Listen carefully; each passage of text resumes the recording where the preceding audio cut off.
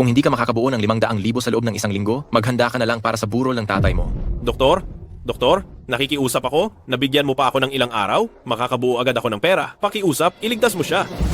Kung wala kang pera, bakit ka nagpapagamot? Doktor? Doktor?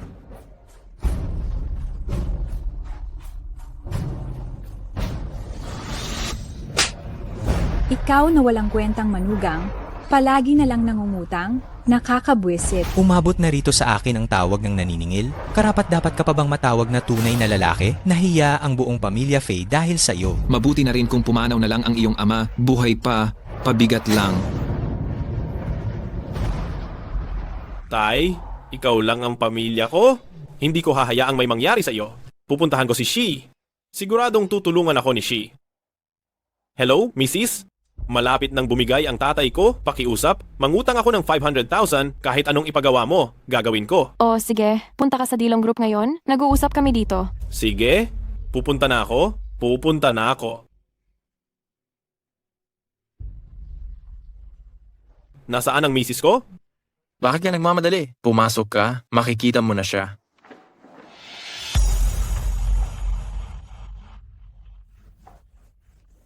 G, binastos ka ba ng masamang taong ito? Huwag kang matakot, umuwi na tayo. Layas! Sinira mo ang sandali naming masaya ni Young Master Jiang. Kaya mo bang panagutan yan? Ako ang asawa mo ah. Huwag kang mag-ingay. Anong maipagmamalaki mo kumpara kay Ginoong Jiang? Wala ka lang. Kundi isang manugang na nabubuhay sa tirang-tira ng aming pamilya. Kung hindi dahil sa paniniwala ng tatay ko sa manghuhula, sa tingin mo, papakasalan kita? Pero, bakit nung tumawag ako kanina? Para humiram ng pera? Ganun ka? Siyempre, pinaglalaruan lang kita. Talagang naniwala ka? Isang aso. Sa tingin mo, pahihiramin ko ng 500,000? Ani hindi ka man lang marunong tumingin sa sarili mo? Xiaoxi, nakikiusap ako sa'yo. Ang tatay ko ngayon ay nakahiga sa kama ng ospital, lubhang kailangan ng 500,000 para mabuhay. Isang walang kwentang buhay na iyan, mabuti pang mamatay na lang. Isang pamilya lamang ng mga walang silbi. Ang matanda hindi maipagtanggol ang pamanang klinika, ang anak ay walang maibigay na pera para sa kaligtasan, mas mabuti pang mamatay na lang kayo. Ikaw, Fei Xiaoxi, ang 5 taong relasyon natin bilang mag-asawa, wala ka bang natitirang damdamin? Tigilan mo na nga ang pag-iingay, umalis ka na. Baka naman, gusto mong manood dito sa akin at ni Ginoong Jiang? Sandali. Maaari kitang pahiramin ng 500,000, pero Basta pahiramin mo ako ng pera, gagawin ko ang lahat ng ipagawa mo. sige, lumuhod ka at tumausdos ka sa ilalim lamang ito. Pahihiramin kita.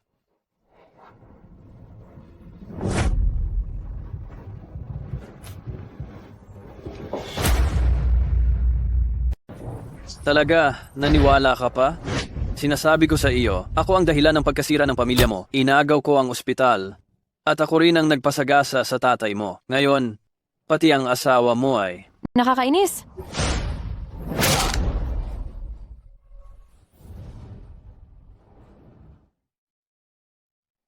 Mga bantay, kalad ka rin siya palabas. Huwag mong sirain ang maganda kong kalooban.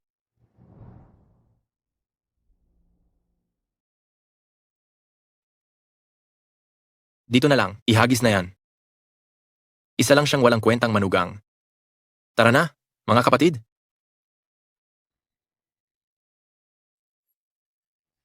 Hindi ko akalaing ang mga inapo ng pamilya G ay mapupunta sa ganito kahirap na sitwasyon. Hayaan na. Ngayon, ibibigay ko sa iyo ang lahat ng natutunan ko. Ibabahagi ko ito sa iyo. Naway gamitin mo ito upang makapaglingkod sa bayan at pagalingin ang may sakit, iligtas ang sarili at iba.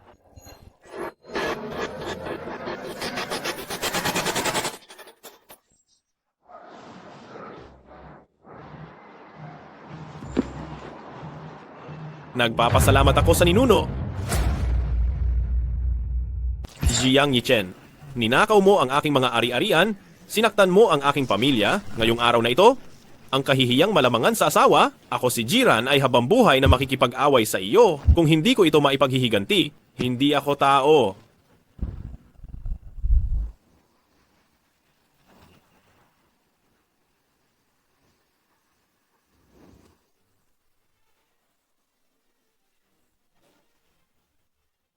Ay, ayos ka lang ba?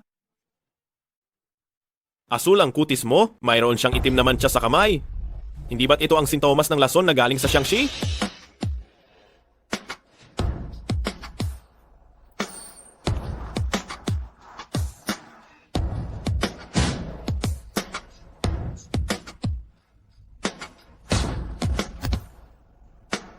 Anong ginagawa mo? Bakit mo ginagalaw ang kapatid ko?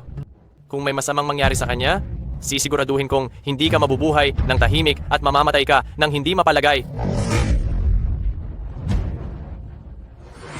Shuang, kumusta ang pakiramdam mo? Kuya, pakiramdam ko bigla. Hindi na masyadong masikip ang dibdib ko. Hindi na rin namamaga at namumula ng kulay ube ang aking kamay.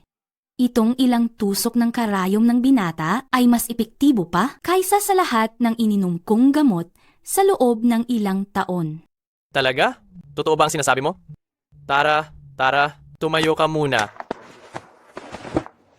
Tingnan mo, kaya kong magsalita ng mahaba at hindi man lang ako inuubo. Ano sa tingin mo? Halata namang nilason siya. Ang lason na ito ay nagmula sa lihim na sining ng Shang-Chi. Nangangailangan ito ng silver needle acupuncture para mabuksan ang mga acupoint plus herbal na gamutan para gumaling. Paanong nangyari iyon? 3 taon na at hindi pa gumagaling. Pagdating mo pa lang? Sabihin mo, ikaw ba ang naglason sa kanya? Sino ang nagpadala sa iyo? Hindi ka ba naniniwalang papatayin kita? Tingnan mo pa lang ang kutis niya. Alam na, yung mga doktor na inupahan mo, alam lang magpalakas. Paano nila mapapantayan ang galing sa medisina ng aming pamilyang G? Ang inupahan ko ay ang direktor ng First Hospital ng Hangzhou. Kuya, kung gusto niya akong saktan, bakit niya pa ako ililigtas? At saka, hindi mo ba gusto na gumaling ako? Binata o hindi, doktor, magkano ang presyo mo? Magtrabaho ka sa amin bilang pribadong doktor. 50,000 piso bawat buwan. 50,000 piso? Ano sa tingin mo? Ipapadala ko muna ang pera sa'yo. Magbigay ka ng presyo. Ayos. Tatay, maliligtas pa ang sakit mo. Hello? Ikaw ba ang anak ni Ji Dongyang? Ako nga. Nang malaman ng tatay mo na ang bayad sa operasyon ay 50,000 piso, sinamantala niya ang pagkaabala namin at siya na mismo ang naghila ng tubo ng oxygen. Ano? Nang makita namin, huli na ang lahat. Wala akong silbi. Tatay, bakit hindi mo na lang ako hinintay ng isang araw, kahit isang araw lang? Natanggap ko na ang mana ng unang ninuno ng mga manggagamot at binalik ko na ang lumubog na galing ng pamilya sa medisina. Nakakita ko ng napakagandang trabaho dahil sa medisina. Bakit mo naman ginawa ito? Bakit? Bakit? Kapatid, magpakatatag ka. Ang libing ng tatay mo. Ako na ang bahala. Kalmahin mo muna ang sarili mo. Ang tao, dapat tumingin sa hinaharap. Kung may kailangan ka, huwag kang magatubiling magtanong. Tutulungan kitang sigurado. Jiang Yichen, ibabalik ko sa iyo ang utang na dugo.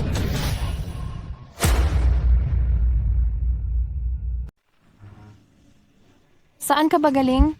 Dadaluhan ito ng lahat ng mayayamang pamilya ngayong gabi. Bilisan mong maghanda ng malaking regalo para sa kaarawan ng nanay ko. Huwag mong hiyain ang pamilyang Faye. Kuya, ayos na ang pagdating mo. Di na kailangan bumili ng regalo. Lahat tayo ay pamilya, wala ng formalidad. Traidor na aso. Baka naman may lihim kayong relasyon, ha? Ate, wala po. Hindi ko magagawa yan. Ang tagal na niyang nakatira sa pamilyang Faye ng libre, hindi naman siguro masama kung bumili siya ng regalo, di ba? Mukhang kailangan ko na ulit masaktan ka. Nakakakuha ka na naman ng lakas, hindi ba? Tigilan mo.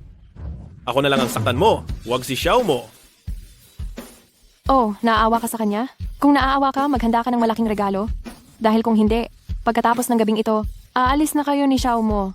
Huwag kang mag-alala, babalik ako at maghahanda ako ng isang malaking regalo para sa pamilyang Faye.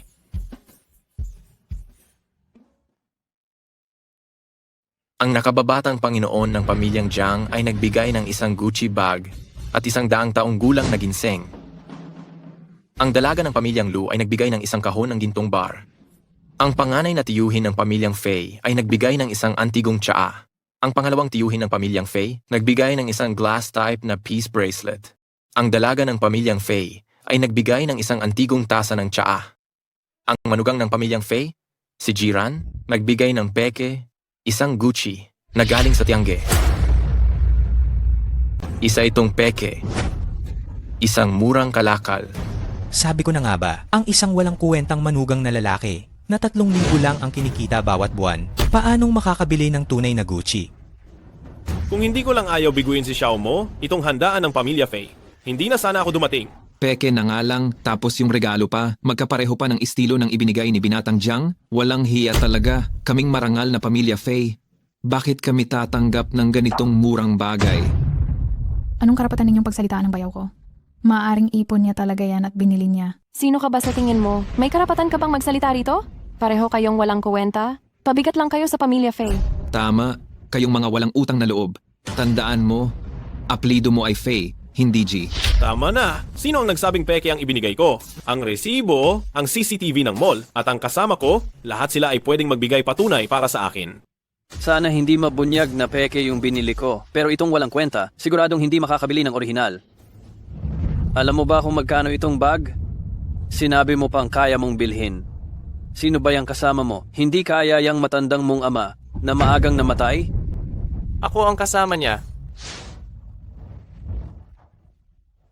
Huli na akong dumating, pakiusap, patawarin niyo ako. Binabati ko po ang ginang ng mahabang-mahabang buhay at ng pagtaas ng posisyon.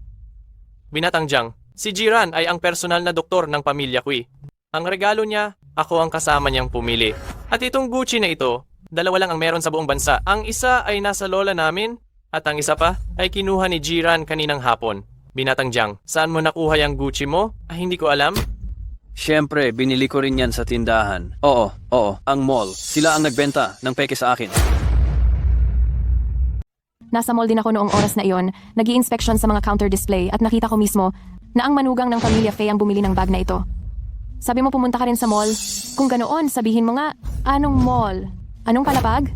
At magkano? Pumunta ako sa One Lucheng West. Ay hindi, sa East Branch.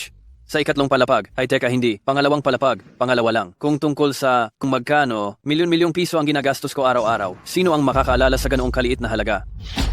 Walang hiya kang manugang, kawalan ng respeto sa mga bisita, sinira mo ang aking birthday banquet, ano ang parusa mo? Ma, iyong bigay ng aking bayawang totoo, iyong bigay ni Jiang Yichen ay peke. Kayong lahat, paano kayo naging hindi makatwiran? Ang bigay na regalong ito mula kay Batang Ginoong Jiang, mas mahalaga pa sa libu-libong ginto. Ikaw naman, Xiao Mo, ang pagiging walang respeto. Sa ganitong okasyon, may karapatan ka bang makialam at sumingit sa usapan? Mali ang sinabi mo. Kahit na si Jiran ay isang hamak na manugang, siya ay matuwid at tapat. Hindi tulad ng ibang tao na hindi tapat. At ano ngayon? Siya ay isang manugang na walang silbi, na hindi man lang alam ang pinakasimpleng tuntunin ng pag-uugali. Ngayong araw, sa birthday banquet ni Mama, isang napakalaking pangyayari, ang kanyang ama ay hindi man lang dumating upang bumati. Ang aking ama ay pumanaw 7 araw na ang nakalipas.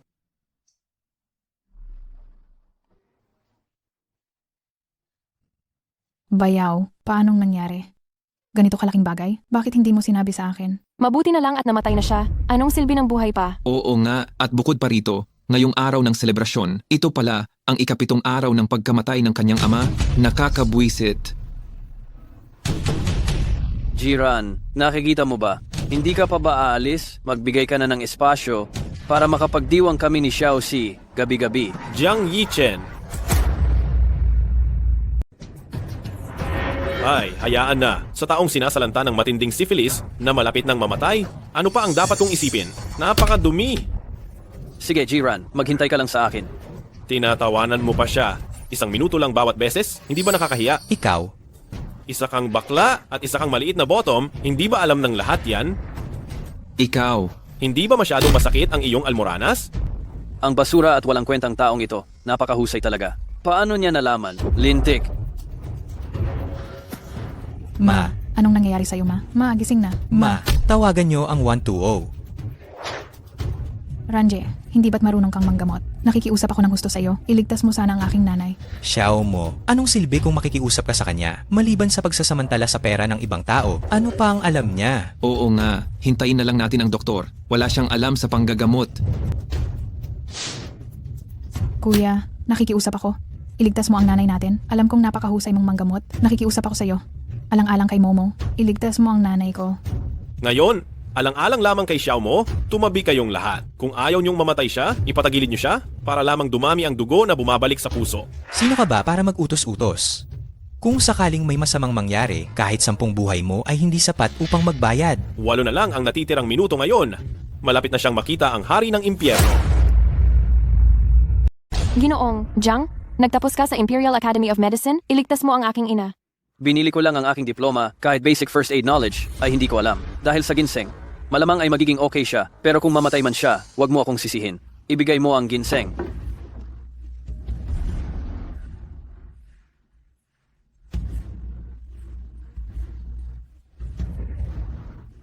Iligtas mo ako.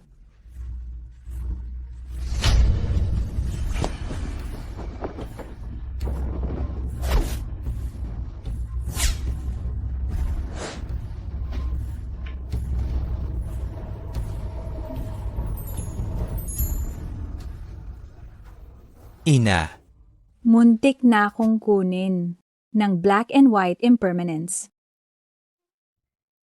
Bakit may kakaibang amoy ang aking bibig? Ito ay 100 taong gulang na red ginseng. Ito ay talagang napakahalaga. Natural na mayroon itong napakagandang emergency effect. Kung hindi dahil sa 3 kong tusok na nagpabalik sa iyo ng buhay, malamang ay matagal ka nang uminom ng sabaw ng kalimutan. Dumating si Dr. Zhou, ang top physician sa Hangcheng. Dumating ang Vice Dean Ye ng Hangzhou Shicheng Hospital.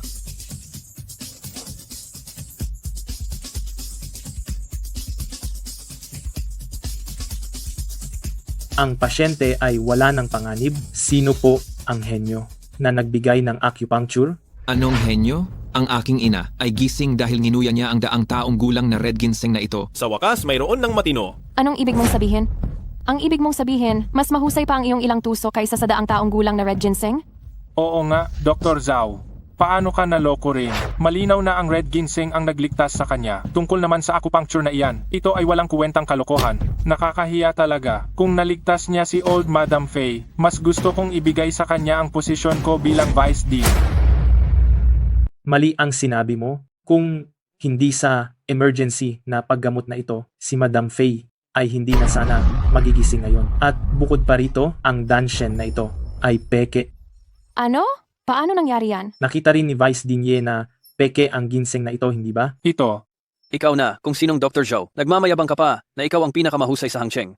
Sa tingin ko, isa ka ring impostor na doktor na kaya lang ay mag-imbento ng walang basehan. Ang pekeng ginseng ay mas matingkad na ang kulay, matigas ang katawan, mahirap baliin ang tekstura, at kapag naamoy, medyo mabaho, walang lasa, at bahagyang madulas. Ang ginseng na ito, sa isang tingin pa lang, galing sa pekeng kalakal na lumalabas sa merkado, 30,000 lang ang halaga niyan. Madam, nakararamdam po ba kayo ng kakaibang lasa sa bibig?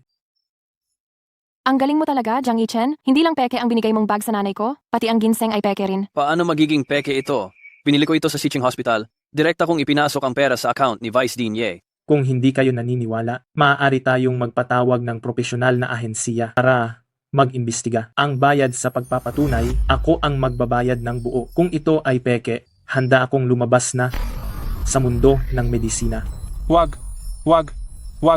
Ang ginseng na ito ay peke. Ikaw na Yeshin ka. Naglakas loob kang linlangin ako. Baka hindi mo na gustong buksan ang Shicheng Hospital mo, hindi ba? Yang Master Jiang. Paumanhin Yang Master Jiang.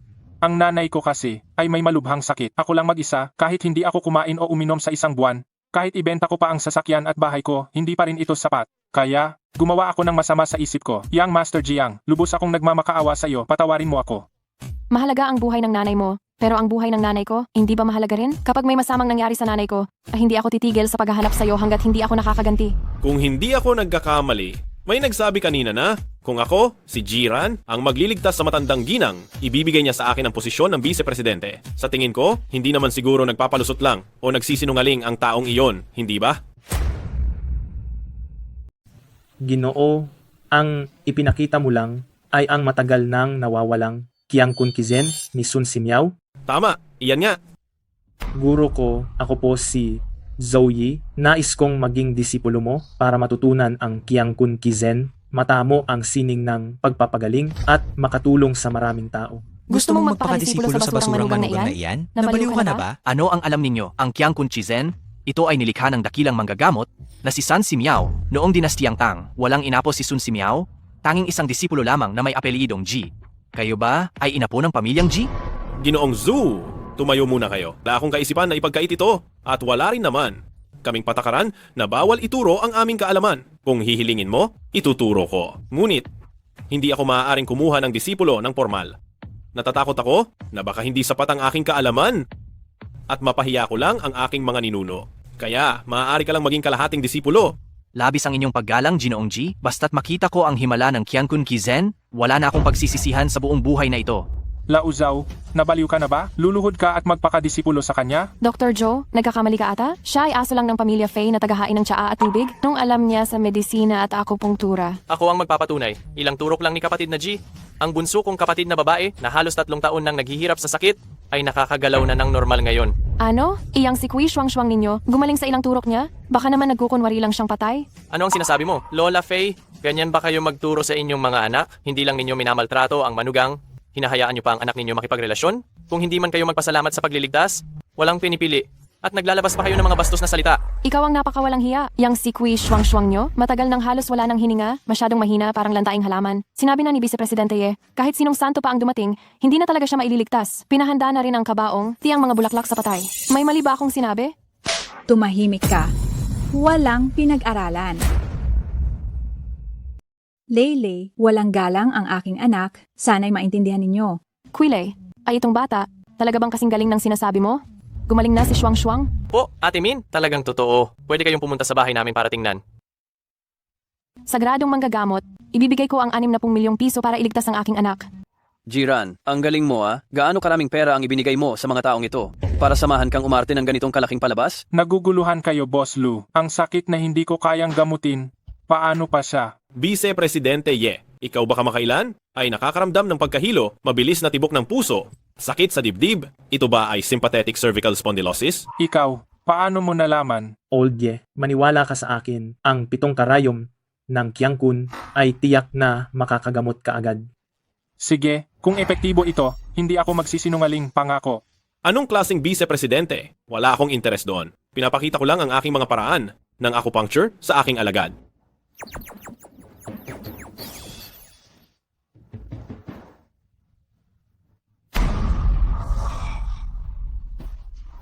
Old Ye, kumusta ang pakiramdam mo? Gumaan na ba? Sige, aaminin ko. Pwede kitang hirangin. Bilang direktor ng Departamento ng Komplikadong Sakit sa aming ospital, bibigyan kita ng bayad sa konsultasyon na 6,000 piso bawat paggamot. Ano sa tingin mo? Pag-usapan na lang natin. Hemp, anong maganda sa kaunting kaalaman sa medisina? Ang halagang iyan, mas maliit pa kaysa sa natalo ni Zhou Wenjiang sa isang laro ng baraha. Tama. Bakit ka mayabang? Huwag kang magpanggap na mayaman dito. Dr. G, maaari mo ba akong samahan? Para tingnan ang sakit ng anak ko. Kung ito ba ay magagamot? Sige, tatanggapin ko ang kasong ito. Ayoko magpatingin, ayoko magpa-IV, ayoko magpa-chemo. So, ito pala ang pinakamalalang glioma, ang glioblastoma, multiforme. Hindi ko sinabi sa iyo ang kalagayan niya habang naglalakbay tayo. Naku, alam mo na sa isang tingin lang. Ang galing mo naman. May sarili akong paraan. Batang paslit, gusto mo bang maging Teletubbies? Teletubbies? Oo. Kuya, gusto kong maging Teletubbies. Sige, gagawin ka ni Kuya na Teletubbies. Huwag kang gagalaw ha.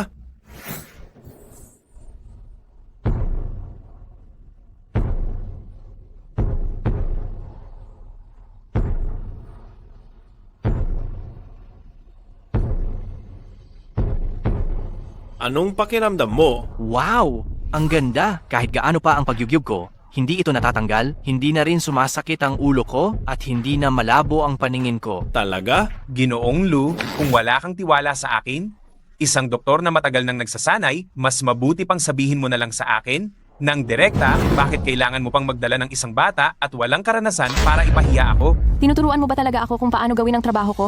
Siya ang pribadong doktor na hiniram ko mula sa pamilya Kui.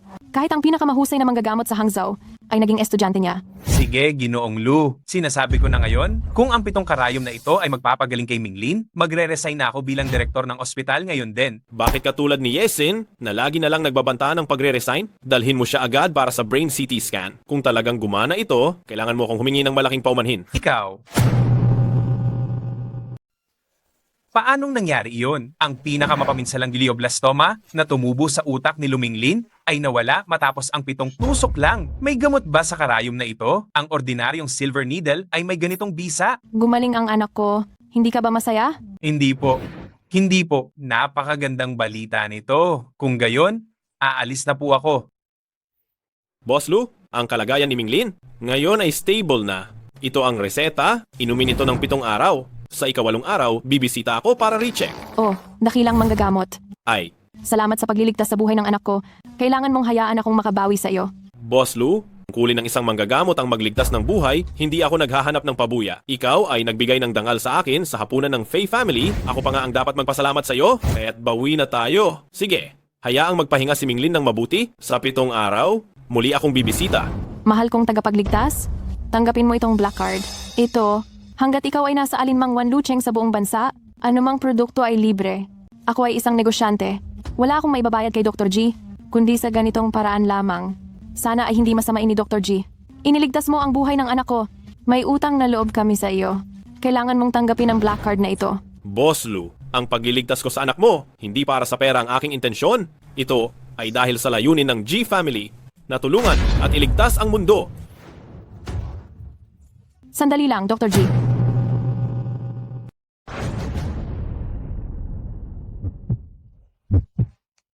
Dr. G, mayroon kang napakalaking utang na loob sa amin.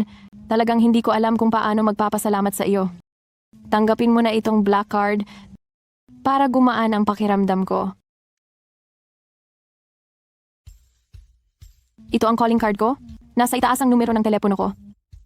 Kung sakaling may kailangan ka ng tulong sa hinaharap, maaari mo akong tawagan. Sige, aalis na muna ako sa muli nating pagkikita. Kumusta na? Huwag kang mag-alala, Kuya Kui. Si Shuang Shuang ay wala ng matinding panganib ngayon. Babalik ako para mag-akupantura tuwing makalipas ang 2 araw. Gagaling siya sa loob ng 3 buwan, sigurado iyan. Salamat kapatid. Tungkulin ko iyon? Walang anuman. Ngunit ang tungkol sa paglason kay Shuang na ito, panahon na para imbestigahan at ayusin ito ng husto. Nakatago ang kalaban at hayag tayo, kailangan pa rin nating pag-isipan itong mabuti. Dr. G, maraming salamat. Uminom ka muna ng tubig. Ang pagliligtas ng buhay at pagpapagaling ng sugat ay likas na tungkulin nating mga doktor. Mamaya maglakad-lakad ka, nang madalas mag-stroll. Kapag gumanda ang pakiramdam mo, natural na mas mabilis gagaling ang katawan mo. Gusto ko ring lumabas at maglakad-lakad, pero natatakot ako na ang katawan kong ito ay lalong hihina. Kapatid na G, paano kung samahan mo ang aking kapatid na babae na lumabas at maglakad-lakad? Nasa tabi siya at mas magiging panatag ako. Mabuti, Shuang. Lumabas tayo at maglakad-lakad.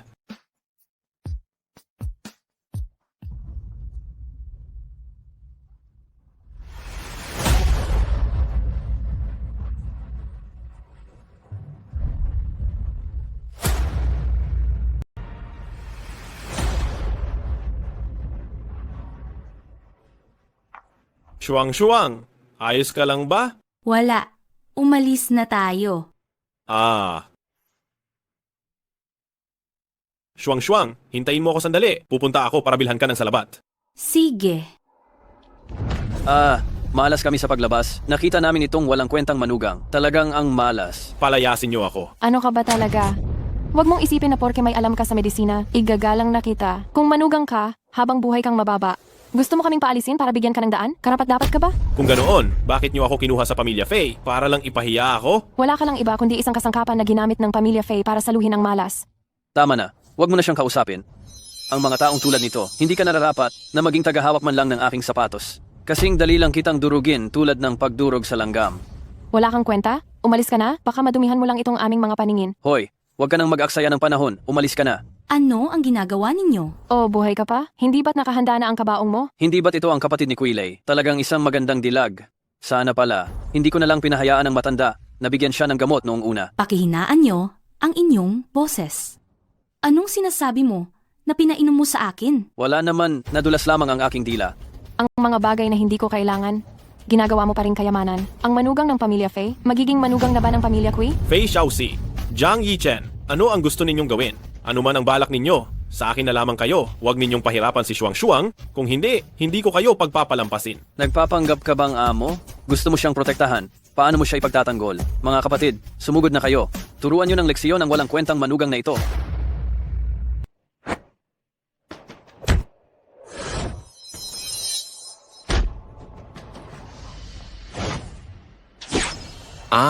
Sumasakit ang ulo ko. Anong nangyayari? Bakit hindi gumagana ang mga binti ko? Huwag kang lumapit. Alam mo ba kung sino ang tatay ko?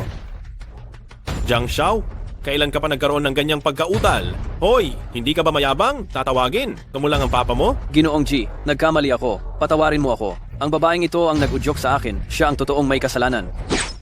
Gusto mong tumakas? Hindi ganoon kadali. Jiran, kung hindi ko ipaghihiganti ang sama ng loob na ito, baliktarin mo ang pangalan kong Jiang. Tumawag ng ambulansya. Tawagan ninyo ang tatay ko.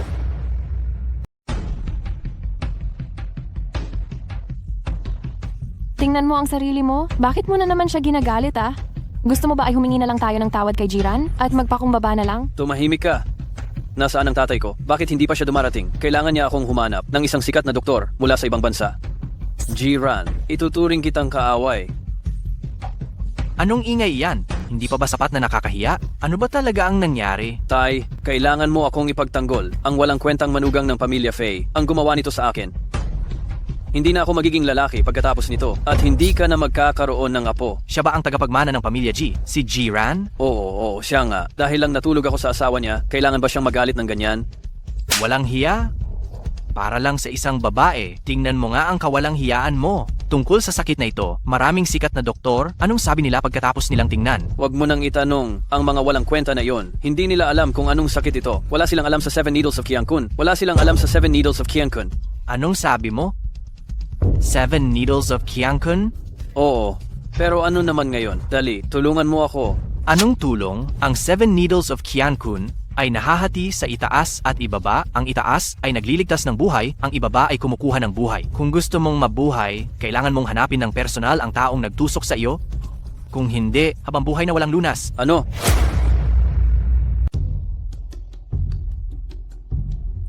Dr. G, anong plano mo ngayon? Uuwi ako para mag-ayos ng gamit at humiwalay na sa pamilya Faye. Kapatid G, napakatanga ko. Hindi ko nakita ang lakas ng 7 Needle Art. Masyadong mababaw ang kaalaman ko. Pwede mo ba akong tulungan? Hindi. Kapatid G, magpakita ka na ng habag. Patawarin mo na ako. Ganito na lang ang gagawin ko. Ibibigay ko kaagad sa iyo ang isang tseke. Sapat na ba talaga ang 50 milyong piso? Pwede ba? Ikaw.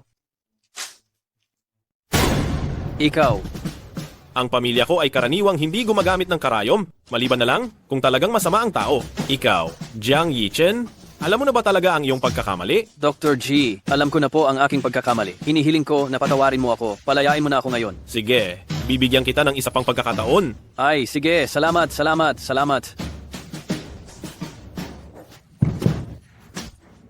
Ay, wala nang sakit na nararamdaman. Salamat, kapatid G. Subukan ko kung makakabalik ako sa lakas ko. Ihiramin ko muna ang asawa mo. Hindi na siya ang asawa ko simula ngayon. Hihiwalayan ko na si Fei Xiaoxi. Nagre-rebelde ka talaga. Sino ka para ikaw ang magdeklara ng diborsyo? Hindi ba maganda na maghiwalay na? Sawa na akong maging sinasingkit. Jiran, sasabihin ko sa'yo, ikaw lang ang pwedeng paalisin ng pamilya Faye. Wala kang karapatang magdeklara ng diborsyo.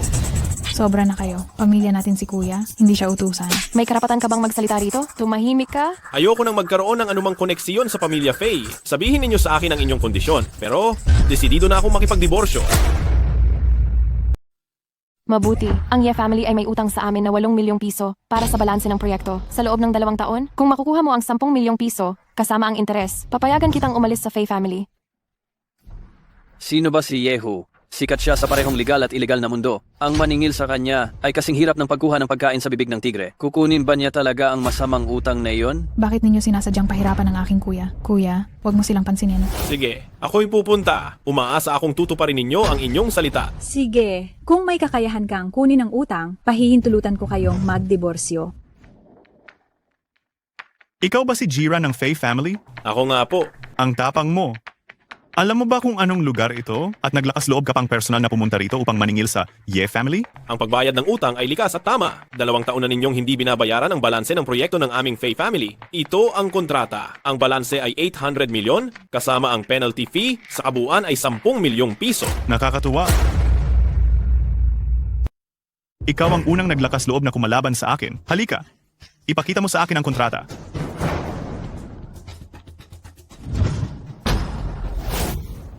Gusto mo ng pera, di ba? Tawagin mo ang mga tao mo sa pamilya Faye. Huwag mong ipadala ang isang live-in na manugang dito. Ano? Minamaliit mo ba ang pamilya Ye? Gusto mo ng pera, maaari? Iwanan mo ang 2 paa mo at ibabalik ko sa iyo ang pera. Sino ka ba? Huwag kang lumapit. Huwag kang lumapit.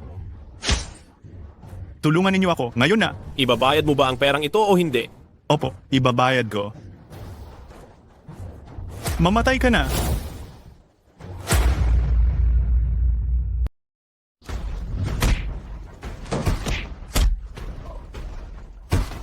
Ito ang mga eksperto na inarkila ko mula sa Wushu Academy Security Company. Bakit mo sila natalo ng ganyan? Tao ka ba o multo? Ako ang lolo mo. Yan lang ba ang mga walang kwentang isda at hukbo ng alimango na nahanap mo? Yehu, bibigyan kita ng pagkakataon. Tumawag ka ulit ng iba. Kuya G? Hindi. Lolo? Nagkamali ako. Ang utang ko sa iyo, babayaran ko talaga. Ganyan na. Kuya G, napagod po ba kayo sa pag-ehersisyo kanina? May ipapa-relax ako sa inyo. Pumasok na. Hindi na kailangan. Itong nakababata kong kapatid na babae, siya ay nakakapag-relax. Huwag mo nang gawin itong walang silbi at wala ring saysay. Ibigay mo na sa akin ang pera. Ito ang tseke para sa 50 milyong piso. Tanggapin ninyo po ito ng buong puso. Sige, tinanggap ko na. Aalis na ako kung wala nang iba. Sandali lang kuya, ito, bagong biling sasakyan ko lang ito. Kayo po, gamitin ninyo ito sa paggala para mas madali. Sige, tatanggapin ko na. Bilang ganti, may ipaalala ko sa iyo.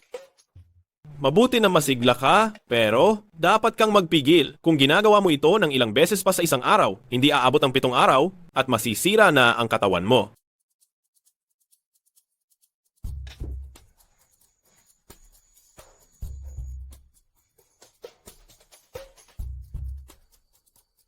Aray, bilis, tumayo kayo. Totoo bang sinabi ng batang iyon na napakahusay? Siya pa talaga ang sisingil sa pamilya Ye. Baka mapatay lang siya doon, ah. Tama, kung makakabalik siya na may dalang 10 milyong piso, luluhod ako at tatawagin siyang tatay. Kung ganoon, maghanda ka ng lumuhod at tawagin akong tatay. Kuya, ang galing mo talaga. May nagpahiwatig na luluhod at tatawagin akong tatay, hindi ba? Kahit hindi ko masyadong gusto, pwede ko pa ring tanggapin, ha? Imposible. Sino ka ba sa tingin mo at bakit ganyan ka? Makukuha mo ang utang na ito mula kay Yehu? Itong tseke, hindi kaya peke ito? Nakita nyo na ba talaga ng malinaw ang lahat? Wala ba kayong pinag-aralan? Hindi nyo man lang malaman kung peke o totoo ang isang tseke? Makakabawi lang naman ng pera. Ano bang malaking bagay dyan? Hindi ba pera pa rin ito ng pamilya Faye? May nagsabing luluhod siya at tatawagin akong tatay, hindi ba? Hindi ka naman siguro magiging mapagbalat kayo, di ba? Ikaw, galang, paano mo kausapin ang kuya mo? Magdidiborsyo na tayo? Pagkalabas ko sa pinto na ito, magiging estranghero na tayo? Anong klaseng kuya iyan? Ma, kumalma po kayo. Jiran, kami lang sa pamilya Faye ang may karapatang paalisin ka. Wala kang karapatang magkusa na makipaghiwalay kay Xiaoxi. Sino ka ba sa tingin mo?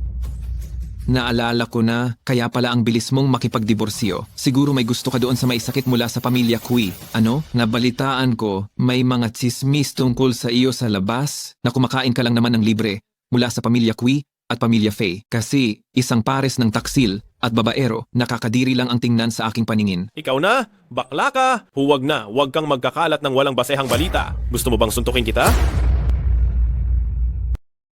Huwag na kayong mag-ingay, ano bang ginagawa ninyo? Iisa lang tayong pamilya. Nakita pa kitang kasama si Kui Shuang na nagsha-shopping. Talaga naman kayo ay mga walang hiya at walang delikadesa na babae?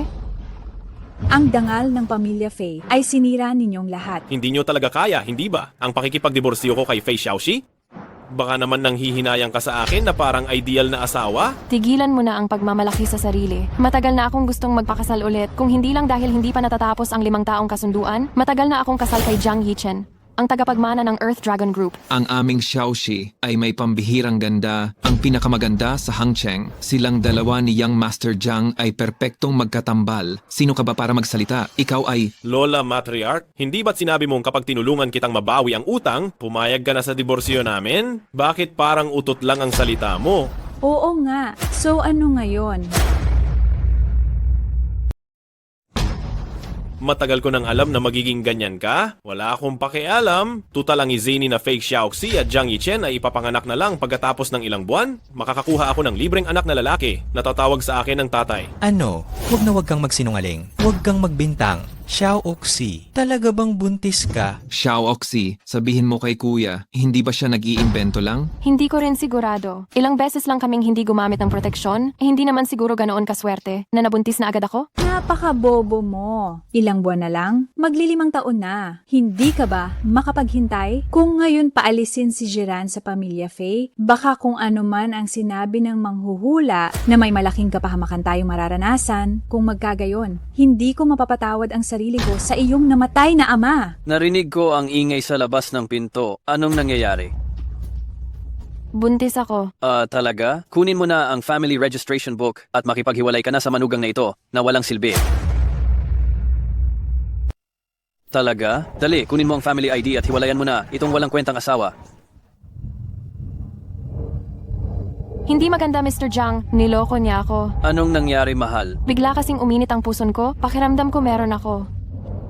Baka nakunan ka na. Hindi ko inaasahang magiging ganito kabilis. Buti na lang at naasikaso na natin ang divorce certificate. Anong ibig mong sabihin? Matagal ko nang pinaplano ito simula pa noong gabing iyon ng piging. Noong hindi ka nakatingin, lihim kitang tinurukan at nilagyan ko rin ng isang uri gamot na nagdudulot ng sintomas ng pagbubuntis sa alak na ininom mo. Kaya syempre, hindi mo mararamdaman. Inasahan ko na sa ilalim ng dahilan na ikaw ay buntis, papayag ang pamilya Faye sa ating kahilingan na maghiwalay. Masyado kang naglakas loob para lokohin kami. Hayaan mo na. Sa totoo lang, ayaw ko na siyang makasama. Tara na.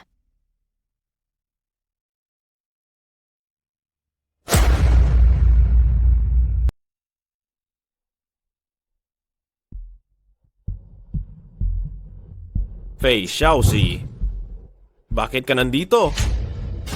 Anong ginagawa mo? Anong karapatan mong manakit? Sinasaway ko ang kapatid ko. Anong pakialam mo? Bakit kasama mo ang kapatid ko? Bumili ako ng regalo para sa kaarawan ni Xiao mo. Masama ba? May problema ba dyan? Hoy, bawal pumasok ang mga driver at katulong dito. Kung may hinihintay kayo, sa labas kayo maghintay. Sino ang tinatawag mong driver at katulong? Idilat mo ang mga mata mo at tingnan mong mabuti. Kami ay mga mamimili. Napakakatuwa naman talaga ang damit na suot ninyong dalawa. Kung pagsasamahin, hindi aabot ng 500 piso, mamimili pa? Kaya nyo bang bumili? Umalis na kayo dyan, wag ninyo akong gambalain sa negosyo ko. Na nagsabing hindi namin kayang bumili. Hindi pa kayo tumitingin sa salamin para makita kung ano ang inyong estado o katayuan sa buhay. Kung masira ninyo ang mga gamit namin dito, kaya ninyo bang bayaran? Umalis na kayo dyan, wag ninyo akong gambalain sa negosyo ko. Bibigyan kita ng pagkakataon na magsalita ulit. Paanong nagkaroon ka ng limited edition black card? Baka naman peke yan. Kalokohan. Imulat mo ang mata mong yan at tingnan ng mabuti. Talagang ito ang orihinal na limited edition black card para sa pamilyang Lu. Paano nangyari yan? Bakit ka magkakaroon ng ganyan kamahal na black card? Baka ninakaw mo lang yan. Nang pumunta ka sa pamilyang Lu para magpa-check up. Jiran, para lang magmayabang, gumawa ka na ng mga pagnanakaw. Ano pang hinihintay ninyo? Dali, hulihin ninyo siya. Hulihin ang magnanakaw. May nagnakaw ng aming eksklusibong limited edition black card ng pamilyang Lu dito. Dali, hulihin ninyo siya. Sinasabi ko sa iyo, linawin mo ang sinasabi mo. Sinasabi mo na ninakaw ko ang card mo. May ebidensya ka ba? 2 kopya lang mayroon ng card na ito. Ang isa ay eksklusibo para sa anak ni Boss Lu, na si Lu Minglin, ang isa naman ay para sa aming boss na si Lu Min. Sino ka ba para magkaroon yan? Ang card na ito ay personal na ibinigay sa akin ng inyong boss Lu Ming. Tingnan mo ang suot mo. Punit-punit para kang pulubi. Anong pangarap ang pinaniniwalaan mo? Mga gwardya, pasok. Dali, dalhin ninyo siya palayo rito. Tingnan lang natin kung sino ang magtatangkang gawin niya. Tingnan natin kung sino ang maglakas loob. Sino ang nangangahas gumawa ng gulo sa loob ng Wanlu City? Boss Lu, bakit po kayo nandito? Siya po itong taong ito, namimili rito pero hindi naman kayang magbayad. Tapos naglabas pa ng eksklusibong black card ng pamilyang Lu at nagpapakita nga bang dito, sabi niya, galing daw sa inyo. Kalokohan. Oo, tama po. Sa tingin ko, sa suot niyang luma at punit-punit, halatang isang pulubi. Mabuti na lamang at matalino ako at hindi niya ako naloko. Sumpain, si Ginoong G ang nagligtas sa aking anak at ako mismo ang nagbigay ng black card na iyon sa kanya. Ininsulto ninyo ang taong may utang na loob sa pamilyang Lu sa harap ng maraming tao.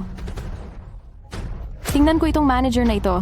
Mukhang matagal ka nang nakaupo sa posisyon mo at ayaw mo na yata umupo rito, tama? Ano? Ibig ninyo pong sabihin, ang walang kwentang manugang na ito ay ang nagligtas sa inyo at kayo rin ang nagbigay ng card? Paano nangyari iyon? Bakit? Nagdududa ka ba sa sinabi ko? Hindi po, hindi po. Simula ngayon, Tatanggalin sa pwesto ang manager ng Lanling Jewelry, hindi na muling tatanggapin. Boss Lou, hindi niyo po ako pwedeng tanggalin. Hindi po ako pwedeng mawalan ng trabaho. May matanda po akong ina na 70 taong gulang na kailangan kong alagaan at may 2 anak pa akong kailangang buhayin. May 30,000 utang pa ako sa bahay at sasakyan bawat buwan na kailangan kong bayaran. Nagmamakaawa po ako sa inyo. Huwag niyo po akong tanggalin. Boss Lou. Kakamali ka yata? Ang ibig mo bang sabihin, ang walang kwenta kong dating asawa, ang nagpagaling sa anak mo? Hindi ba sinabi na ang anak mo ay wala ng lunas?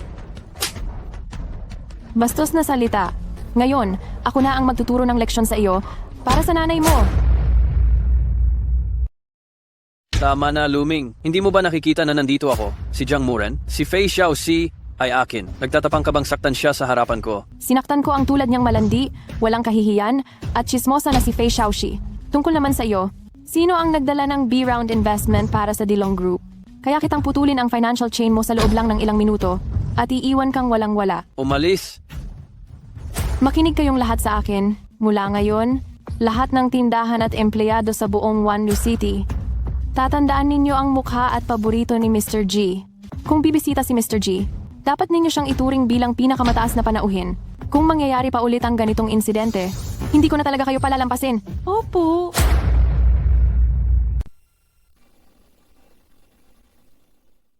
Bakit mo ako hinihila? Babalikan ko pa siya at susuntukin. Sa buong buhay ko, hindi pa ako kailanman napahiya ng ganito. Sinaktan at minura. Nakakainis. At ikaw naman, hindi ka man lang tumulong sa akin. Tumahimik ka. Matanda na ngayon ang aking ama. Kung pagsasamahin ang lakas ng ating pamilya, ngayon, hindi pa rin aabot sa kalahati ng kay Luming. Paano tayo lalaban sa kanila? Ang walang kwentang iyon, sinuwerte ba? Naging personal na doktor ng pamilya Kui. Nabawi ang utang na 10 million pesos ng pamilya Ye. At nabuhay pa ang anak ni Luming. Nakakuha pa ng Supreme Black Card. Hindi magtatagal ang kanyang kasikatan. Noon, nagawa kong wasakin ang kanyang pamilya. Ngayon, kaya ko pa rin siyang sirain ng tuluyan. Si Jiran lang. Naglakas loob na kalabanin ako. Ilang beses na akong pinalagay sa kahihiyan, Young Master Jiang.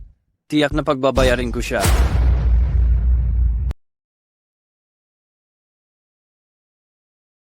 Mabuti.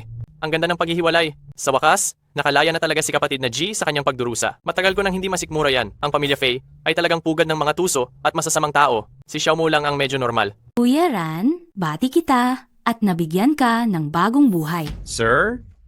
Ma'am? Si Dr. G, ang dalaga ng pamilya Fei na si Xiao Mo, ay dumating. Bilisan mong papasukin siya. May gagawin pa ako? Mauuna na ako. Shuang. Dapat sana ay umuwi ako ng mas maaga para makita ka. Pero ang daming nangyari sa bahay namin nitong nakaraan. Patawarin mo ako, ha? Ano bang sinasabi mo? Mahigit 10 taon na tayong magkakilala? Nagpapakita ka pa ng ganyan sa akin? Hindi mo kasi alam, nagkasakit si nanay. Ang kuya ko ay naghahanap ng banal na doktor para sa kanyang sakit sa kalalakihan. At kumalat pa sa aming grupo ang pag-amin ng kuya ko na siya ay bading. Kumusta ang kalagayan ng nanay mo? Ayos lang ba siya? Tungkol sa sakit ng kuya mo, bakit hindi mo kaya ipatingin kay Kuya Ran? Ang galing-galing niya. At tungkol naman sa pangyayari sa kuya mo, nabalitaan ko rin. Pero ang ganitong pangyayari, taniwan na sa lipunan ngayon, hindi naman yan malaking problema. Pinayuhan ko na rin si nanay. Pero hindi talaga matanggap ni nanay ang asawa ng ate ko. Naalala ko noong unang araw, nahimatay ako sa kalsada dahil sa heat stroke. Si kuya pa ang nagligtas sa akin. Kung hindi, matagal na akong namatay. Kuya Ran, isa siyang napakabuting tao. Diba? Feeling ko rin si kuya ay ang pinakamahusay na lalaki sa buong mundo. Kung hindi lang nauna ang ate ko na kunin siya bilang asawa, ako na sana. Ikaw na sana ano? Ako. Hindi ka pwedeng ganyan. Gusto kita. Makasama mo ako. Sino ang pipiliin mo? Ang pipiliin mo. Wala akong gustong piliin. Hindi pa ako nakakaganti. At ayokong maabala ko kayong dalawa dahil sa akin at ayokong masira ang ating pagkakaisa dahil sa akin. Hayaan nating kumalma muna tayong lahat. Paalam.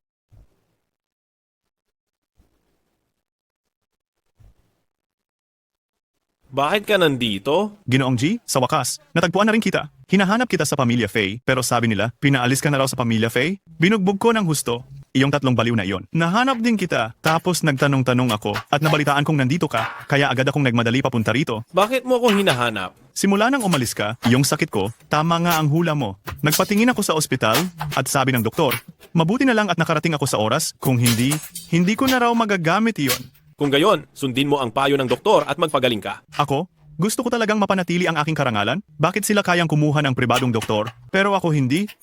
Gusto kong makipag-agawan sa Pamilya Lu at Pamilya Kui para makuha kang pribadong doktor. Kung magkano ang ibinibigay nila sa'yo, doblehin ko iyon. Ay, hindi, triplehin ko. Ay, binata. Ilang araw tayong hindi nakita? Bakit pagdating mo'y agad mo akong aagawan ng tao? Kuya Lei, hindi na maganda ang pakiramdam ng kapatid mo tungkol ito sa problemang iyan. Dr. G, tulungan mo akong ayusin ito. Nakasalalay dito ang kaligayahan ko. Tingnan mo ito. Hindi ko naman hawak ang desisyon ng kapatid ko. Ganito na lang, kausapin mo siya. Kung pumayag siya, wala akong problema. Dr. G, ano sa tingin mo? Nakasalalay sa iyo ang panghabambuhay kong kaligayahan? Basta't pumayag ka, kahit anong kondisyon, pwede mong hingin. Tayong dalawa ay maituturing na magkakilala sa hindi inaasahang paraan. Itong problema mo, tinatanggap ko. Itong sakit mo, siguradong mapapagaling ko. At isa pa, tulungan mo ang Pamilya G, patunayan ang aking kasanayan sa panggagamot. Maraming salamat, Dr. G, sa iyong pag-abot ng tulong. Ang kaligayahan ko sa bandang huli, nakasalalay na sa iyo. Huwag kang mag-alala. Nga pala, ang mga hinayupak na iyon mula sa Pamilya Fei, paano sila paparusahan ha? Nagtangkang gawin ito sa benefactor ng aming ilang malalaking pamilya? Baka hindi na nila gustong malugi, hindi ba? Tama, kapatid G. Kakagaling mo lang sa kulungan ng demonyo na iyon. Ano ang susunod mong plano? Siyempre, magsasagawa ako ng isang malaking salo-salo para ipagdiwang ang bago kong buhay. Huwag kang mag-alala. Kami na ang bahala dito. Ang ex-husband na pinalayas ko, naglakas loob pang magpadala ng imbitasyon. At para saan pa? Para sa isang divorce celebration party? Ma! Para kang si Liu Laulao na umupo sa bangketa, napakabalahura mo. Narinig lang ng tao ang tungkol sa mga kasalan, pero ikaw nagpa-divorce party. Hindi ka ba natatakot na pagtawanan ka ng lahat? Ikaw naman, para kang salagubang na humihikab, napakabaho ng bunganga mo. Sino ka para kakausapin ako ng ganyan? Hindi mahalaga kung sino ako. Ang mahalaga ay ikaw. Ang salagubang ay umakyat sa tuktok ng puno, akala mo ay nakakalipad ka na, pero hindi mo talaga alam na malapit ka ng mamatay. Magandang gabi, Kuya Ran. Ininsulto niya tayo, bakit napakagalang mo pa rin sa kanya? Sa tingin ko, dapat kang magpa-appointment sa psychiatrist para tingnan ang utak mo. At ikaw, mabuting bagay ba ang diborsyo? Kailangan pa bang ipagdiwang iyan? Nandito ang pamilya namin ngayon para lang makita kung ano pa ang kalokohang gagawin mo.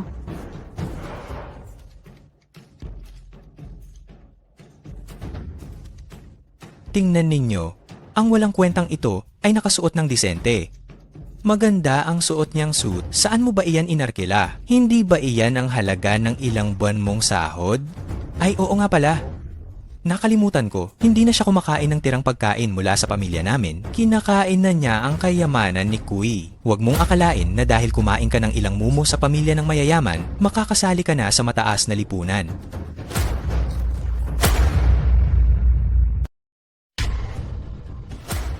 Ay, tingnan ninyo, mga kaibigan. May nakakabit pa siyang susi ng Bentley sa kanyang baywang. Napakakauso naman yan. Sabi ko nga ba, naninigarilyo ka ngayon? Gumagamit ka na ng mas magarang lighter? Hindi ito lighter, ito ay totoo. Walang alam. Totoo? Huwag mo akong lokohin. Ang isang katulad mong walang pinagmulan o kapangyarihan, kaya mo bang magmaneho ng Bentley? Kung makakapagmaneho ka ng Bentley, ako, babaliin ko ang pangalan ko. Mukhang babaliin mo na nga ang pangalan mo. Totoo ang sasakyang iyan? Binigay ko sa kanya. Bakit? May problema ka? Lola? Ayusin mo ang pagdidisiplina sa 3 mong anak? O gusto mong tulungan kitang disiplinahin sila? Hindi pa ba sila nadala sa huling parusa? Huwag kang sumobra. Sino ka ba sa tingin mo? Anong okasyon ba to ngayon? At naglakas loob kang umupo sa pangunahing upuan? Ikaw yung kalaguyo ng pinakatangang babaeng maganda sa Hangzhou.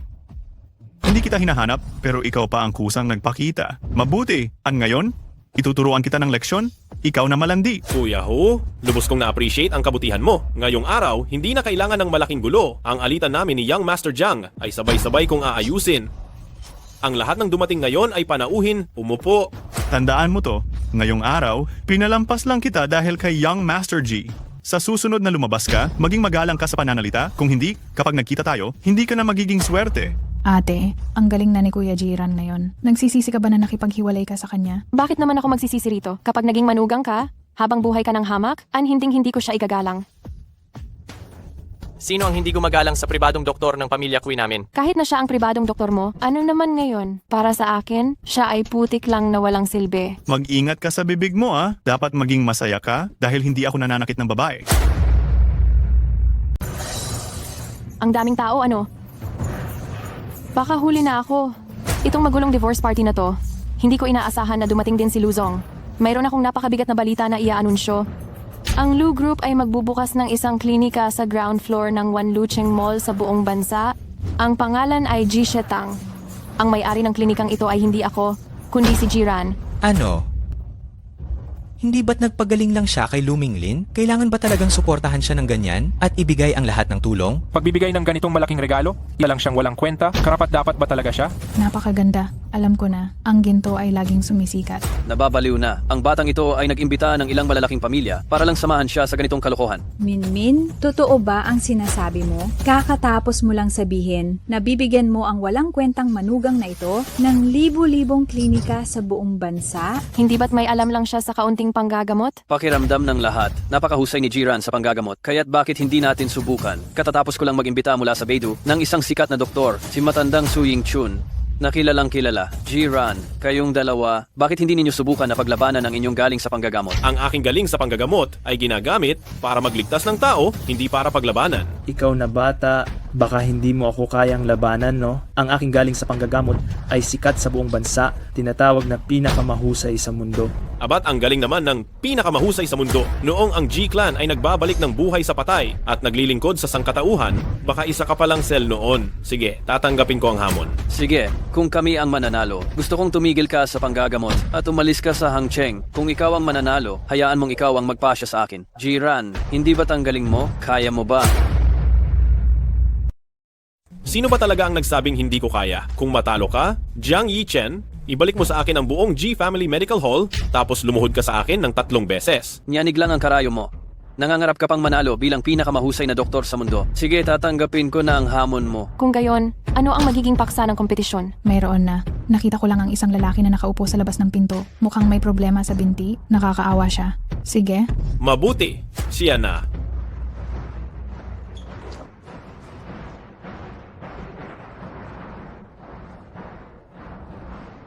Sige, simulan na ngayon ang kompetisyon. Paralisado ang kaliwang binti sa loob ng 5 taon na. 2 taon na ang nakalipas na iyon, nagkaroon siya ng kasaysayan ng stroke, type 2 diabetes, high blood pressure stage 3, moderate mitral regurgitation.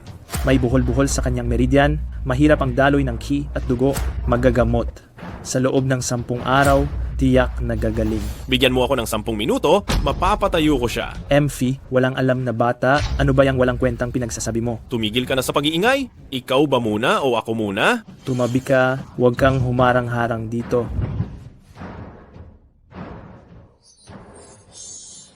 Paanong nangyari? Ang G-ski ang kun 7 needles ko? Baka...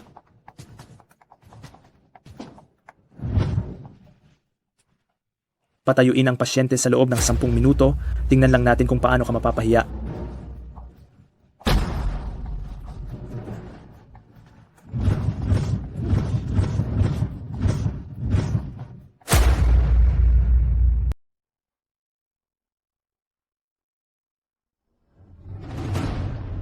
Nasaan ako? Aray! Gumaling ang binti ko. Paanong nangyari ito?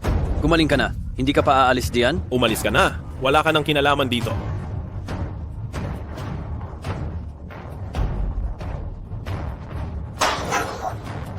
Imposible. Sa lahat ng kaalaman ng medisina, wala nang makakahigit sa akin. Maliban kay Ji Dongyang, ikaw ay si Jinran. Anak ka pala ni Ji Dongyang. Elder Su, Kilala mo ang tatay ko? Sabihin mo, sino ka ba talaga? Nakakatandang kapatid na Dongyang, iniisip ko. Nagplano ako ng husto. Ngunit sa huli, hindi ko pa rin natutunan ang Kiang Kun Kizen. Tiyak na ito na ang kapalaran. Ikaw ba ang sinasabi ng aking tatay na nakababatang kapatid? Si nakababatang kapatid na Xiao Chun? Tama. Noong taong iyon, ang ama ni Yang Master Jiang, si matandang Jinoong Jiang, nagnais sa ganda ng iyong ina at ako, nais kong gamitin ang kapangyarihan ng Kiang Kun Kizen upang manalo ka agad sa paligsahan ng sagradong manggagamot at palitan ang posisyon ng iyong ama, kaya ipinagkanulo ko ang iyong ama. Pagkatapos, nakipagsabuatan ako kay matandang Jinoong Jiang para ipitin ang iyong ama sa pamamagitan ng pagbigay ng isang maling reseta na nagdulot sa pasyente na maging tuliro. Nang ang pamilya mo ay pinipintasan at wala nang mapuntahan, si matandang Jinoong Jiang din ang pumilit sa iyong ina. Ngunit napakatapang pala ng iyong ina, nagpakamatay siya para patunayan ang kanyang dangal. At ako, kahit nakakuha ako ng swerte, sa lihim na paraan ng Chiang Kun-chi-jen, sa loob ng maraming taon ng masusing pag-aaral, hindi ko man lang malampasan ang kalahating husay mo. Bata ka. Elder Su, Ikaw pala. Ikaw nga. Pagbabayarin kita sa iyong kasalanan. Huwag po, Kuya Jiran. Huwag mong ituloy ang malaking pagkakamali. Hindi ka karapat-dapat gumamit ng aming 7 karayom ng langit at lupa. Kaya ngayon, papawalang bisa ko ang karayom na ito. Kung gagamitin mo pa ito laban sa batas ng kalikasan, mawawasak ang iyong mga meridian at mamamatay ka sa pagdugo ng iyong 7 butas. Ha ha ha ha ha. Sa lahat ng aking matinding pagpaplano at pagkalkula at pagtalikod ng lahat ng tao sa akin, hindi ko talaga inakala na ganito ang magiging kahihinatnan ko. Dongyang, miyaw miyaw, nagkamali ako. Humihingi ako ng tawad sa inyo. Nagkamali ako. Hahanapin ko na kayo ngayon para tubusin ang aking mga kasalanan. Ha ha ha ha ha, ito na ang parusa at gantimpala. Ha ha ha ha ha. Tatakas ka? ano bang ginagawa mo? Natalo ka? At tatakas ka pa? Lumuhod ka? Tuparin mo na ang iyong pangako. Ang dakilang eldest young master ng Dilong, group si Young Master Jiang. Hindi siguro magpapakita ng kawalang sport, ano? Sige na, panalo ka na. Ayos.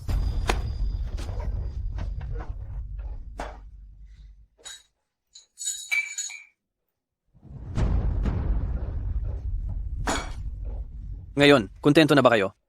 Young Master Jiang, kung hindi ako nagkakamali, may utang ka pa sa akin na 3 yuko, di ba? Ikaw, pero huwag kang mag-alala. Hindi ako mapagtanim ng sama ng loob. Kalimutan na natin ang bastos na asal na iyan. Pero, sino ang nagsabing, umalis ka na? Umupo ka lang dyan ng matino. Mag-aalay ako ng toast.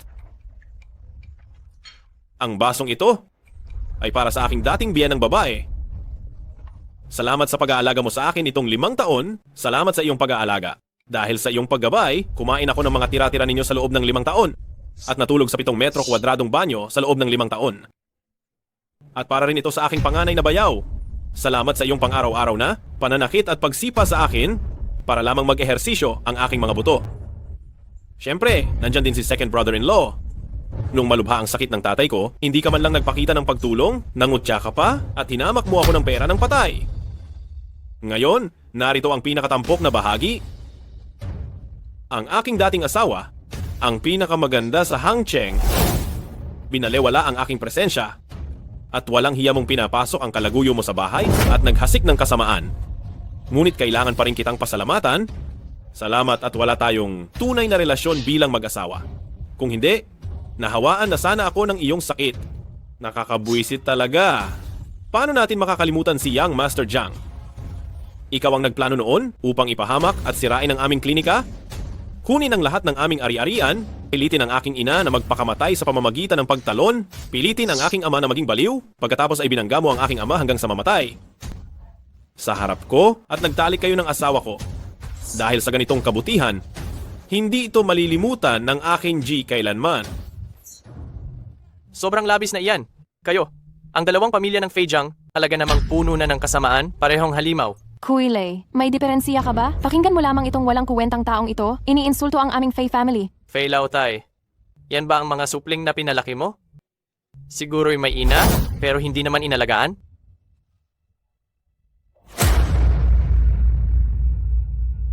Kami, ang pamilyang Fei, ay nakikipagtulungan sa lahat ng narito.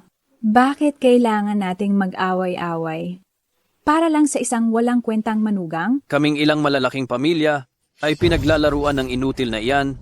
Siguradong may masama siyang bala. Pinapayuhan ko kayong huwag magpadala sa kanya. Jiang Yichen, ikaw ay talagang ubod ng kasamaan. Ang una kong kasintahan ay dinrogas mo at ginahasa hanggang mamatay. Paano mo babayaran ang utang na ito? Baliw ka na ba? Sino ba ang una mong kasintahan? Tsaka, hindi na mahalaga. Isang babae lang naman ang namatay, hindi ba? Mamaya, bibigyan na lang kita ng bago. Leylay?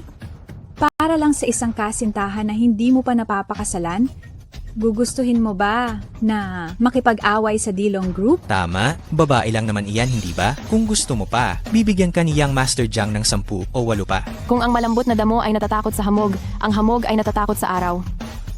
Hinihiling ko sa pamilyang Fei at Jiang na maging disente at maging maingat sa inyong pananalita. Kung ang napatay noong araw na iyon ay ang inyong mga anak na babae o kapatid, makakapagsalita pa ba kayo ng ganyan kagaang? Ngayon, naiintindihan ko na rin kung bakit lalo kayong naging malapit sa isa't isa. Mukhang pareho lang talaga kayo ng pag-uugali. Pero mabuti na rin. Ngayon, ang dati kong galit at ang bagong galit ni kapatid na G ay sabay-sabay kong sisingilin. Hindi ko na kaya. Ang pamilyang Fei ay puro masasamang tao at sumasamba sa mayayaman, hindi marunong kumilala ng tama at mali. Kayo namang pamilyang Jiang ay puro matatandang manyakis. Kapag masama ang pinuno, masama rin ang nasasakupan. Ginagahasan ninyo ang mga babae at inaagaw ang ari-arian ng mga karaniwang tao. Kuya Lei, Kuya Ran, kayo na ang magdesisyon. Ipapahakot ko na ang dalawang pamilya na yan bukas. Pagkatao muna bago ang negosyo. Kung masama ang pag-uugali ng kasosyo, ang Lu Corporation ay matatakot at iiwas na. Ang Kui Corporation, opisyal na makikipagkompetensya laban sa Fei at Jiang ngayon. Kung kayo ang nagsimula, ako ang tatapos hanggang sa huling patak ng dugo. Ang pamilya Ye ay tuluyan ng aatras ng puhunan mula sa Fei at Jiang. Ikaw, kayong lahat. Paano ninyo nagawa yan? Simula ngayon, kaming Lu Corporation ay tuluyan ng puputulin ang pakikipag-ugnayan sa negosyo sa Fei at Jiang. Kung sakaling may sinuman pa na makikipagtulungan sa kanila, ibig sabihin, kinalaban ninyo ako, si Lumin. Hindi naman siguro, mga kasama. Kami sa Fei Group ay matagal nang nakikipagtulungan sa Ye Group, Lu Group at Kui Group. Hindi naman siguro dahil lang sa isang walang kwentang manugang na ito. At sa wala namang halagang babaeng iyon, na matagal nang nasa lupa, isang hamak na babae, ay tuluyan na ba kaming tatalikuran ng Fei family? At hindi na kami kakausapin? Baka may nakuha siyang hawak laban sa inyo. Nababaliw na? Lahat ba kayo ay naengkanto? May lakas kayo ng loob? Iniisip nyo na madali akong mapapabagsak? Ang Dilong Group?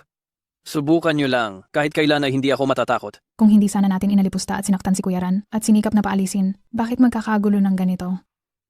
Ikaw, na taksil na anak na kumakampi sa iba, bakit pinagtatanggol mo itong walang kwenta? Ma, bakit ka nagagalit kay Xiao mo? Kung hindi sana kayo ni Itay ang nagpilit na magmanugang siya, mangyayari ba ang lahat ng ito? Tama? At saka si Xiaoxi. Araw-araw ay inaapi niya ang walang kwentang ito? Ay hindi pala? Si Jiran pala? Walang hiya niya itong niloloko at pinagsusuot ng sungay. Kapag ang aso ay nasukol at nagalit na, naghahanap ito ng malaking puno para kalabanin tayo? Hindi ba dapat talagang tayo ay matakot? Kasalanan ni Xiaoxi. Hindi. Bakit ako lang ang sinisisi nyo?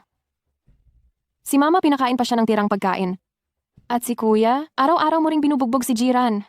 Ikaw Kuya pangalawa. Araw-araw mo siyang sinisiraan. Si Young Master Jiang ay hindi na kailangan pang talagang banggitin. Inagaw ang lahat ng ari-arian nila, binangga hanggang mamatay ang tatay niya, at pinilit mamatay ang nanay niya.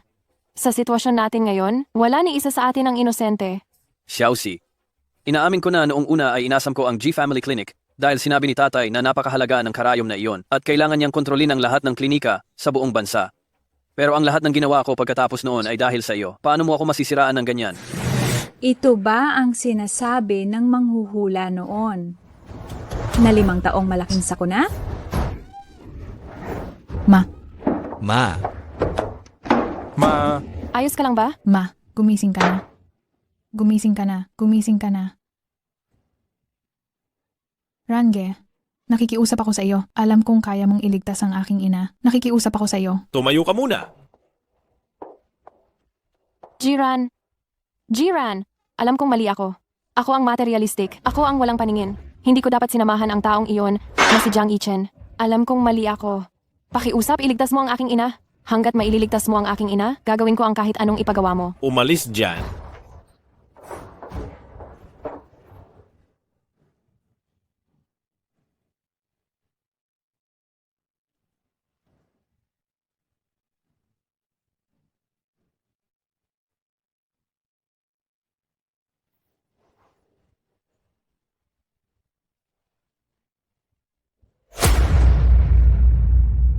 Ma, gising ka na.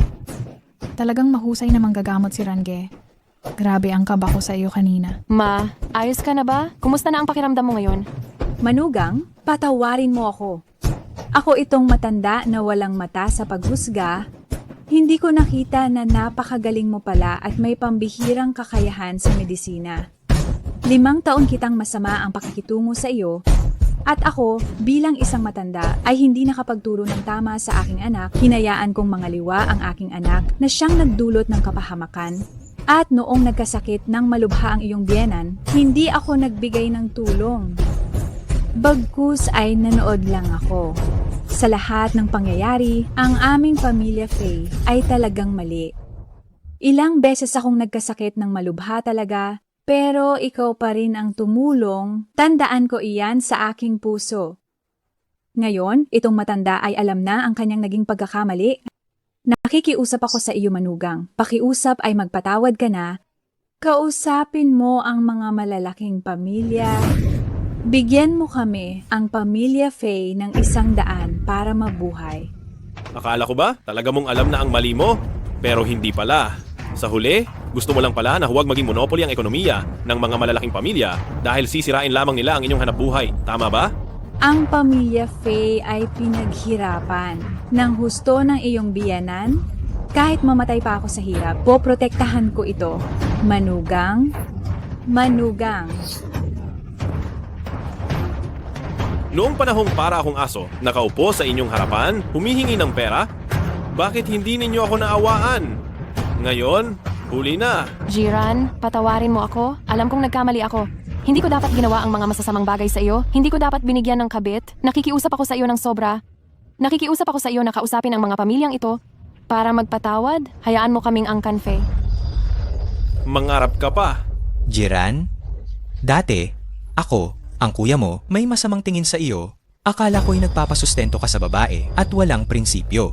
Humihingi ng paumanhin ang kuya mo. Tama, pati na rin ako. Si Erge. Dati, si Erge ay palaging nagpapakawalang hiya sa iyo. Si Erge ang mali. Huwag mo na sanang pinapansin si Erge. Humihingi ng paumanhin si Erge? Paumanhin. Ha, isang grupo lang ng mga pabago-bago. Bakit nandito ka pa? Umalis ka na agad. Ayoko na kitang makita. Faye Xiaoxi, huwag kang magpakapahamak. Dahil lang sa medyo maganda ka. Ganyan ka makipag-usap sa akin? Ikaw ang humalik sa akin noon. Teske, babasura, tama lang na hiwalayan ka ni Jiran. Anong pinagsasasabi mo dyan? Naghahanap ka talaga ng gulo. Matagal na kitang kinaiinisan. Ang bata-bata mo pa, pero masama ang iyong asal. Ikaw ang dahilan kung bakit nasira ang Xiaoxi namin. Kuya, bakit ka pa nagsasalita diyan? Bugbugin mo na lang siya. Anong ginagawa ninyo? Sige, suntukin na. Ano ba? Tigilan mo yan. Sige, saktan mo ako, ikaw na tanga. Walang galang. Ano ba sa tingin mo ang lugar na ito? Palengke? Hay naku. Ate Min, huwag kang tumigil diyan. Nanood ako. Nakakatuwang talaga makita ang away aso. Ha ha ha ha ha. Tama na. Kayong pamilya Fe, hindi pa ba kayo nakahihiya? Ano pa ang inaaway nyo? Aking mahal na Manugang, tingnan mo. Aking mabait na Manugang, alam kong galit ka sa amin. Ganito na lang. Aayusin ko ang pagpapakasal ninyong muli at magkakaroon kayo ng engrandeng, malaking seremonya para magkasundo at maging maayos na ulit ang pamilya natin. Ha ha ha ha ha. Ano sa tingin mo? Si Xiao mo rin. Malinis siya, isang dalagang bukid, at magkasundo kayo, talaga kayong itinadhana, isang perpektong pares. Huwag ka nang magsalita pa talaga. Palagi kong itinuring si Xiao mo na parang tunay kong kapatid. Wala akong masamang intensyon sa kanya. Sinasabi ko sa inyo, mula ngayon, si Jiran ay isang individual at hindi nasasakop sa sinuman.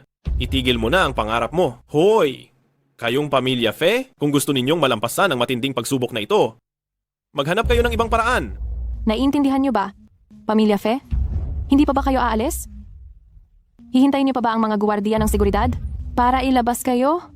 Sana, nalaman ko na. Bakit pa ginawa? Kung naging mas mabait lang sana tayo, kay Manggagamot G, paano tayo humantong sa ganitong kalagayan? Hay, sinabi ko bang umalis ka, Ginoong Jiang? Ha? Maupo ka ng maayos, walang modo. Uminom. Tara, Ginoong Jiang, iinom ako bilang paggalang sa'yo. Ikaw. Pasensya na, nadulas ang kamay ko. Halika, Ginoong Jiang, iinuman kita. Ayan, Ikaw, pasensya na. Nadulas ang kamay ko. Ginoong Jiang? Isang inuman lang ba? Minamalit mo ba ang isang tulad ko, si Kui? sige na, iinom na ako. Bakit? Si Boss Kui lang ba ang iinuman mo? Minamaliit mo ba ako si Yehu? Ha?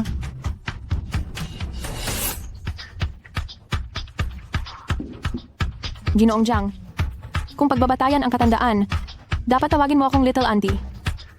Hindi mo man lang ba igagalang ang nakakatanda sa iyo? Saka, kung uminom ka ng maayos, at ako ay natuwa, hindi ko na siguro ipapataw ang economic sanction sa Dilong Group mo. Sige, iinom ako. Hinihiling ko sa inyong lahat, huwag ninyong sirain ang Dilong Group ko. Pangako, mula ngayon, magiging masunurin na ako. O kaya naman, kahit anong gusto ninyo, gagawin ko, basta huwag nyo lang akong patayin. Hay, wala namang di pagpapatawad dito. Uminom na. Punuan mo? Punuan mo. Ulit-ulit, hindi sapat iyan. Ginoong Jiang, Ginoong Jiang?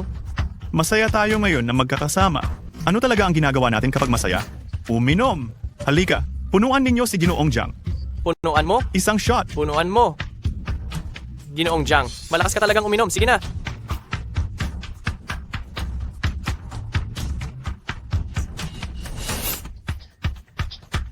Nainom mo na lahat ng iyon? Hindi na mahalaga itong isang ito. Hindi ba? Punuin mo si Kuya Lei. Isa pa. Jiang Xiao, sa pakikihalubilo, sino ang kinakatakutan mo? Hindi ba? Oh. Bakit Jiang Xiao? Hindi ka na makainom. Hindi ko na kaya, hindi ko na kaya. Hindi yan pwede. Gawin na lang natin ganito. I-donate mo na lang ang lahat ng illegal mong kita sa Hope Elementary School. Sige, walang problema. Totoo ba iyan? Kapag nakapagsalita na, wala nang atrasan. Ang tapang. Tama? Ay,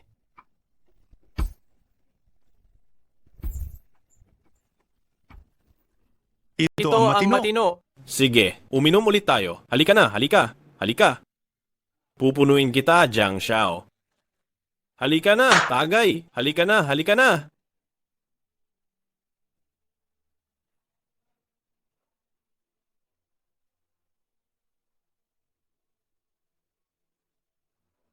Handa ka na ba? Mag-uumpisa na ang palabas. Ha ha ha ha.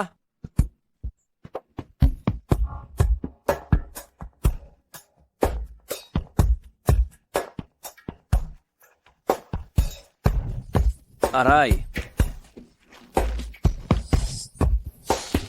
Aray ko. Anong ginawa ninyo sa akin? Sino? Umalis kayong lahat. Lumabas kayo. Umalis kayong lahat.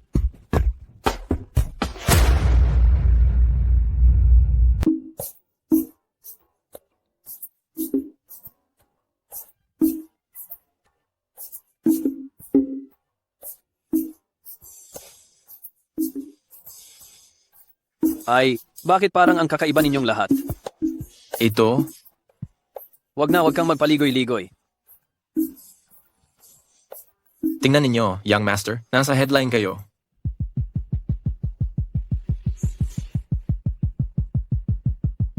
Kuilay, Jiran, hintayin ninyo ako. Hindi maganda, hindi maganda. Ang aming website ay sinasadyang inatake. Lahat ng impormasyon ng user ay na-leak. Sinisisi tayo ng Cybercrime Bureau. Ang kabayaran ay aabot sa daan-daang milyong piso. Ano? General Manager Jiang, hindi maganda. Nag-short kami ng libu-libong piso. Ang pagkawala ay tinatayang 80 milyong dolyar. 80 milyon? Tapos na.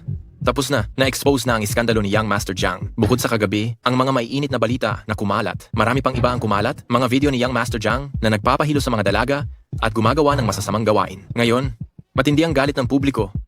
General Manager Jiang, and hindi maganda. Kagabi ba iyon? Ang kalahati ng iyong ari-arian ay idinonate mo lahat sa Hope Primary School? Kailan ako nag-donate? Kakarating lang ng mga tao mula sa notarial office at kinuha na lahat ng iyong asset. Young Master, hindi maganda. Ang aming villa sa Shijiao ay nasunog, walang nasaktan. Ngunit napakalaki ng apoy, ako na matandang lalaki, ay hindi nakapaglabas ng anumang mahahalagang bagay. Kuilay, Jiran. Hintayin ninyo ako. Kung hindi ko ipaghihiganti ito, hindi ako tatawaging Jiang.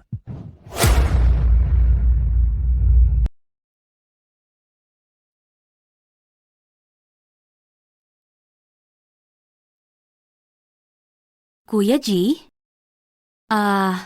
Maaari mo bang sabihin sa akin ng diretsyo, sino ba talaga ang gusto mo? Ako o si Xiao mo? Kuya G, hindi mo ba ako gusto? Si Xiao mo ang gusto mo? Gaga, parati ko siyang tinuturing na parang kapatid ko. Pero Shuang, hindi ko pa matatanggap ang pagmamahal mo sa ngayon. Ayokong mapagsabihan ng masama na wala akong ginawa kundi umasa sa babae na umangat ako sa tulong ng isang babae. Nasa puso kita, pero gusto kong bigyan mo ako ng panahon para patunayan ang kakayahan ko. Kapag nabuksan ko ulit ang klinika, pakakasalan kita ng marangal. Ayoko nang maging asawang alipin. Sige, hihintayin kita. Kung gayon, uminom ka ng gamot mo, magpahinga kang mabuti, para kapag gumaling na ang katawan mo, pakakasalan na kita. Bibigyan mo ako ng 3 malulusog na anak na lalaki bilang pagsunod talaga sa panawagan ng bansa. Sino ba kasing nagsabing bibigyan kita ng 3 malulusog at malalaking anak na lalaki? Nakakainis. Binibining, Shuang, tumawag lang po si Binibining Xiao mo.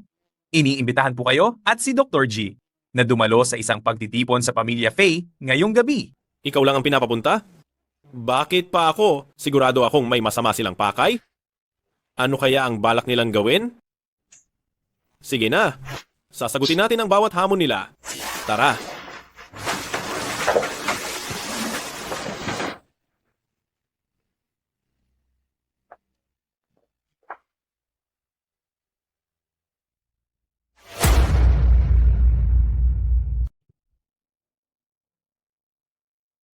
Jiran, ito naman ay ang tsaa na matagal ko nang iningatan, ang Jin Guagong Tea. 350,000 kada 100 gramo.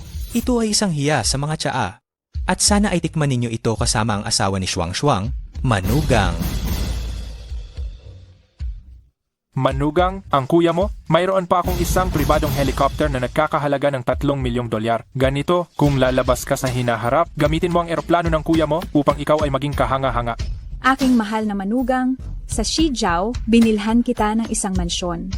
Ang pangalan mo ang nakasulat sa titulo ng lupa. Hindi ito gaanong kalakihan, 400 na metro kuwadrado lamang. Para sa matandang babaeng ito, pakitanggap mo na lang ito. Manugang, kamakailan lang ang Fei Group. Ang sitwasyon namin, alam mo naman, kita na namin ang bunga ng aming mga ginawa. Ngayon, ilang daang milyon na ang nalugi. Oo nga, manugang, itong daloy ng pondo, naputol. Nailista na ako bilang taong may utang. Dahil hindi ko mabayaran ang utang, malapit nang kunin ng bangko ang lahat ng ari-arian na nasa pangalan ko. Lahat ay kukunin na. Baka naman pwede mong kaawaan. Kami ay pagbigyan? Noong nagmakaawa ako sa inyo, nailigtas ang aking ama, kayo ba ay nagpakita ng awa at pinagbigyan ako? Mahal na manugang, ang pamilyang Fei ay talagang nakaranas ng malaking sakuna. Kasalanan namin na dati, inaabuso namin ang mga mahihina at hinahamak namin ang mahihirap. Tingnan mo, alam na namin ngayon na nagkamali kami. Manugang, hindi mo ba kayang... Hindi ko kaya. Mali ang pinuntahan ninyo. Ako ay isang hamak na bata lang na may kaunting alam sa panggagamot. Wala akong malaking kakayahan para iligtas ang pamilyang Fei sa kapahamakan ninyo. Aalis na ako ngayon. Hindi talaga maganda. Naloko ako. Ang tsaa na ito? Jiran? Jiran? Aba, dalhin niyo siyang dalawa sa silid-dulugan at papagpahingahin siya agad. Papagpahingahin siya. Magaling ka, kuya. G? Hayaan siyang magpahinga ng maayos.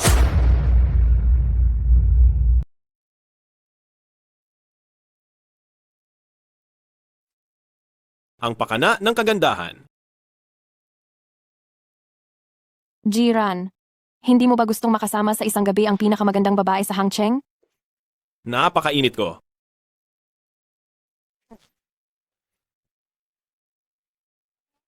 Si Xiao Mu ay nahilo na. Maaari mo siyang ipagawa ang lahat ng gusto mo.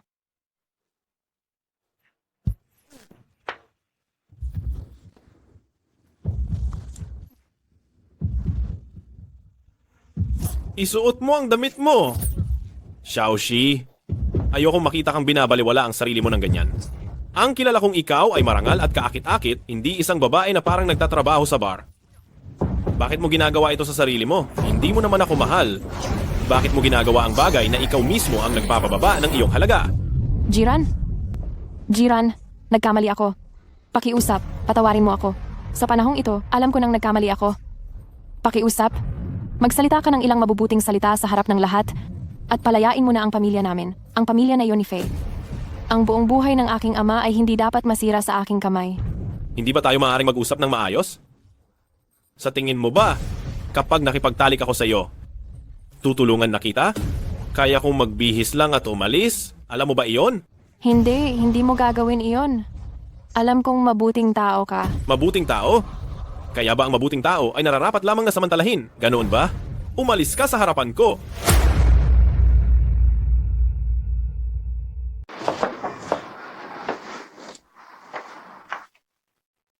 Xiao Mu, ayos ka lang ba? Kuya Jiran, mahal kita. Mula noong 5 taon, simula noong iniligtas mo ako, nahulog na ang loob ko sa iyo. Ha? Paumanhin? Naabala ko kayo? Shuang, pakinggan mo muna ako. Shuang. Maneho? Super? Pakinggan mo muna ako, Shuang, para ako'y iyong pakinggan. Shuang, huminto ka na. Para. Super? Para na?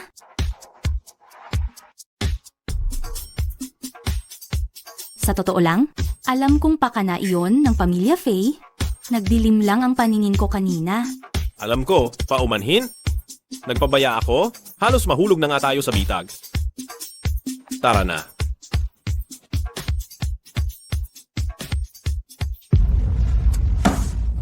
Ang paraan ninyong ito talagang walang epekto. Mag-isip na kayo ng ibang paraan. Sino bang mag-aakala na hindi talaga matitinag si Jiran? Mag-isip na tayo ng solusyon. Sa susunod na buwan ay malulugi na ang pamilya Faye. Huwag kayong mag-alala, tiyak na ngayon, si Jiang Yichen ay labis na ring nag-aalala. Tayo, makikipagtulungan tayo muli sa pamilya Jiang at susubukan nating talagang manalo. Wala na tayong ibang mapagpipilian.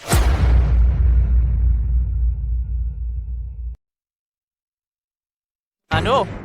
Imposible yan. Hindi yan mangyayari. Paano naman ilalagay ni Jiran ang nakalalasong herbal medicine na yan diyan? Bakit siya magkakamali ng ganoon kalaki dahil sa kapabayaan? Pero, ang katotohanan ay nasa harap na natin. Nahukay ko sa kwarto niya ang resibo ng pinamili niyang gamot. Tingnan mo. Bumili siya ng isang chain. Hindi maaari. Wala siyang dahilan para saktan ako. Hindi siya yan. Huwag kang magpakabobo, binibini. Huwag mo na siyang pagtakpan. Hindi na ito maitatangking ebidensya. Hindi maikakailang ebidensya ba? Ano ang pinagsasabi ninyo? Mga tauhan, dakpin ninyo ang taong ito na nagtangkang pumatay kay binibining Shuang. Dakpin ninyo si Jiran. Anong ginagawa ninyo? Huwag kayong Huwag kayong maglakas loob. Jiran, naglakas loob kang saktan si binibining Shuang. Ano ang inaatungal mo? Naglagay ka ng nakalalasong chain sa gamot na naging sanhi ng pagkalason kay binibining Shuang. Anong parusa ang nararapat sa isang tulad mo? Puro kasinungalingan lamang iyan. May ebidensya ka ba? Mag-ingat ka talaga, baka ireklamo kita sa paninirang puri. Sa loob ng kwarto mo, nakita ko ang resibo ng pinamili mong gamot, kaya gusto mo pa ring itanggi ito, hindi ba? Paano mo nalaman na hindi ako siniraan o pinagbintangan ng iba? Haha, nakalapit na ang kamatayan? Matigas ka pa rin. Kaya ikaw pala. Tiyak na siya yan. Bilisan ninyo at dakpin siya. Hayaan ninyong mabulok siya sa kulungan. Sige mga tauhan. Dakpin ang mayordomo. Ay, hindi ba nagkamali kayo ng dinakip? Dakpin ninyo si Jiran? Bakit ako ang dinadakip-dakip ninyo? Huwag ka nang pumalag. Ikaw talaga ang hinuhuli namin. Kayo? Hindi mo siguro inakala na hindi namin mapapansin ang iyong munting pakana, di ba? Manong Shi, mabuti ang trato sa iyo ng pamilyang Kui. Bakit mo ginawa ng ganyang masama kay Shuang? Kayo? Anong ibig mong sabihin? Imulat mo ang mga mata mong yan. Tingnan mong mabuti. Kailan pa kayo nagsimulang maghinala sa akin? Siyempre, simula nung una, Pagkatapos mailigtas ni kapatid na Jiran si Shuang Shuang, palihim akong naglagay ng lahat ng klase ng monitoring equipment. Kami lang ni kapatid na Ji ang nakakaalam sa buong pamilya Kui. Kahit kay Shuang Shuang ay tinago pa namin. Iyon ay para lang mahanap ang traitor. Sa wakas nahuli rin kita. Hay, hindi mo siguro iniisip na ang medical na kaalaman ng pamilyang G ay para lang lokohin ang mga bata, hindi ba? Huwag ka nang magdagdag ng isang sangkap, kahit isang patak lang ng tubig ang idagdag mo. Malalaman ko.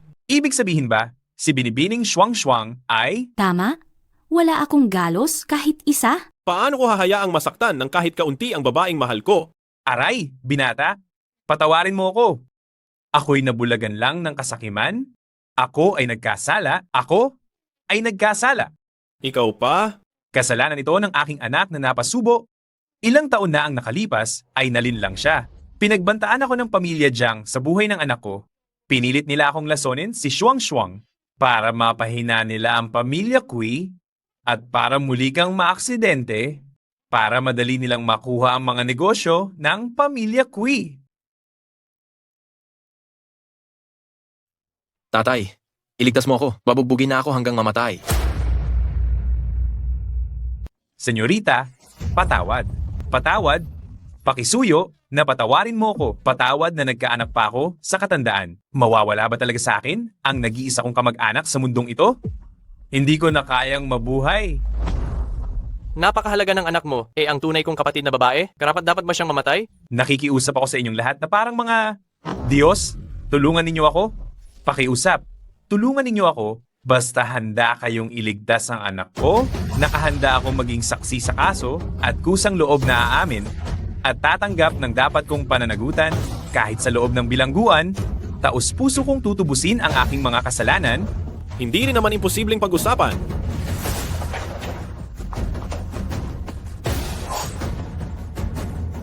Totoo ba iyan? Kung ganoon, pagkatapos nito, kailangan na nating pag-awayin si Jiran at ang pamilya Lu. Gagawin kong walang-wala si Jiran.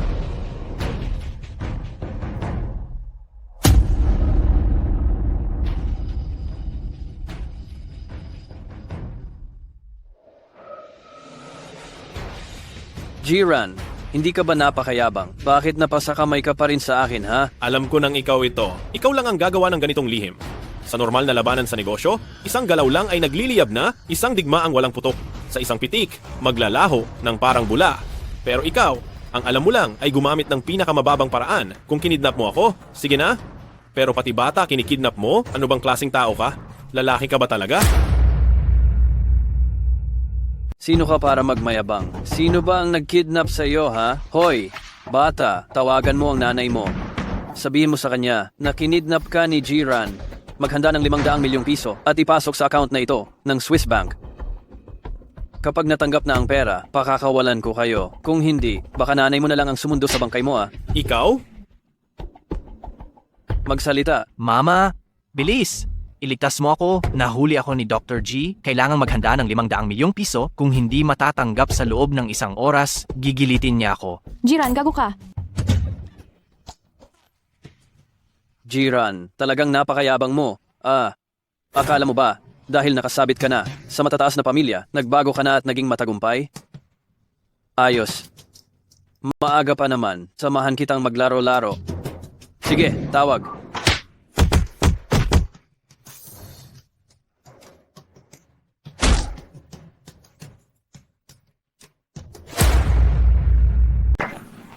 Gusto mo ba talagang lumaban, ha?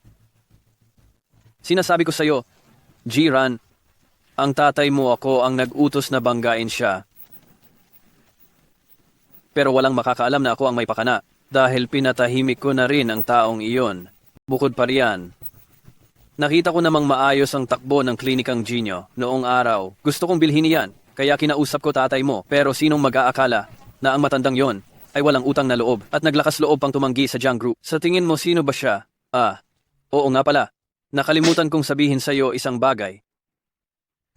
Hindi nagpakamatay ang nanay mo. Ang babaeng nagustuhan ng tatay ko, kapag hindi niya makuha, sisirain niya. Ako mismo ang nagtulak sa kanya. Napakakapal pa ng mukha niya na makiusap na ibalik ang klinika Ni hindi man lang niya inialay ang katawan niya. Wala man siyang ipinakitang tapat na pagsuyo. Karapat-dapat siyang mamatay. Ang galing. Sobra talagang galing. Paano mo ako nahanap dito? Hulihin niyo siya. Anong tinatayo-tayo niyo dyan? Dakpin niyo siya? Para saan ko pa kayo pinapakain? Sugod ka. Anong topak mo, ha? Ako ang tunay niyong pinuno. Talaga naman kayong makakalimutin. Ang pagpatay sa aking unang kasintahan at ang pananakit sa kanyang kapatid. Talaga namang napakabilis ninyong nakalimutan. Ako ang kapatid ng unang kasintahan ni Quilay na pinatay mo, ang kapatid ng unang kasintahan ni Quilay na kasama mo ng maraming taon para lang sa araw na ito. Sino ba namang mag-aakala na ganoon siya kahina? Naglason lang naman ako para makipaglaro siya sa mga kasama ko. Kailangan ba niya talagang magpakamatay? Nitong mga nakaraang taon, marami na akong nalibang na libo-libong babae. Ang sarap. Gumawa ako ng lahat ng kasamaan, ngunit hindi ako naparusahan. Alam mo ba kung bakit? Dahil ang tatay ko, ang pinakamakapangyarihan sa Hangcheng, ang dudurugin ko kayo, ay kasing dali lang ng pagdurog sa isang langgam. Ginoong Jiang, tama na ang kayabangan. Ngayon, oras na para kumain ka sa kulungan at damputin ang sabon. Wala kang ang ebidensiya, bakit mo ako aarestuhin? Lumingon ka. Sa loob ng maraming taon, lahat ng ebidensiya ng iyong krimen, mga dokumento, mga video, nasa akin lahat. Tingnan natin kung paano ka tatakas ngayon. Mga hayop. Lumingon ka at tingnan. Hindi ba pamilyar ang iyong mga alipores? Hindi ba pamilyar? May ilan dyan na halos napinsala mo sa pagiging tsuper. May ilan diyan na mga biktima ng iyong pang-aabuso noon. At nariyan din ang mga naulila na pamilyang pinaghiwa-hiwalay mo dahil sa sapilitang pagkuha mo ng lupa. Bakit hindi pa kayo patay? Bakit hindi pa kayo patay? Ang gawa ng langit ay kayang patawarin, ngunit ang gawa ng sarili ay hindi na makakabawi. Maghintay ka lang. Ay. Hindi ba't ikaw ay? Hindi ba't ako ibinugbog at pinainom ng pepper spray? Bakit ganoong kabilis akong nakabawi? Sasabihin ko sa'yo, nagpapanggap lang kami sa harapan mo. Ay, teka lang, nakalimutan kong sabihin sa iyo. Ang pamilya Fay ay matagal nang nagbago ng panig. Ano ang sinabi mo? Lumabas ka. Sa simula pa lamang talaga, gusto naming gumawa ng mga intriga laban sa iyo, ngunit hindi kayang tiisin ng aming konsensya. May ay mabuting mamamayan. Ayokong lumabag sa batas. Kaya, ang pagpapakasakit ng buhay ng tao, hindi ko yan gagawin. Nang umalis kami sa iyong opisina, agad kaming pumunta kay Jiran at inilatag namin ang buong plano, ginagamit ang mismong plano laban sa iyo. Sa tingin mo, sa kalagayan ngayon ng pagkalugi ng Grupo Dilong, anong maipapantay mo kay Jiran na sinusuportahan ng 3 malalaking angkan? Huwag na huwag kang magpakamangmang, ang taong marunong mag-adjust sa sitwasyon ang masasabing matalino. Tama. Higit pa rito, kami ni Shuang ang mag-best friend na sa loob ng ilang dekada. Paano ko siya ilalagay sa panganib? Kayo ay mga taong parang damo sa bakod. Lalabanan ko kayo. Ngayon ka lang nag-react, ang tanga mo talaga. Bagaman marami akong hindi pagkakaunawaan sa pamilya Fay at ang buhay ko sa pamilya Fay ay puno ng paghihirap, ngunit ang tunay na nagdala sa akin sa ganitong sitwasyon ay ang Grupo Dilong ninyo. Ikaw na may apelyidong Jiang? Sisiguraduhin kong mawawala sa iyo ang lahat ng iyong kayamanan at pati na rin ang reputasyon.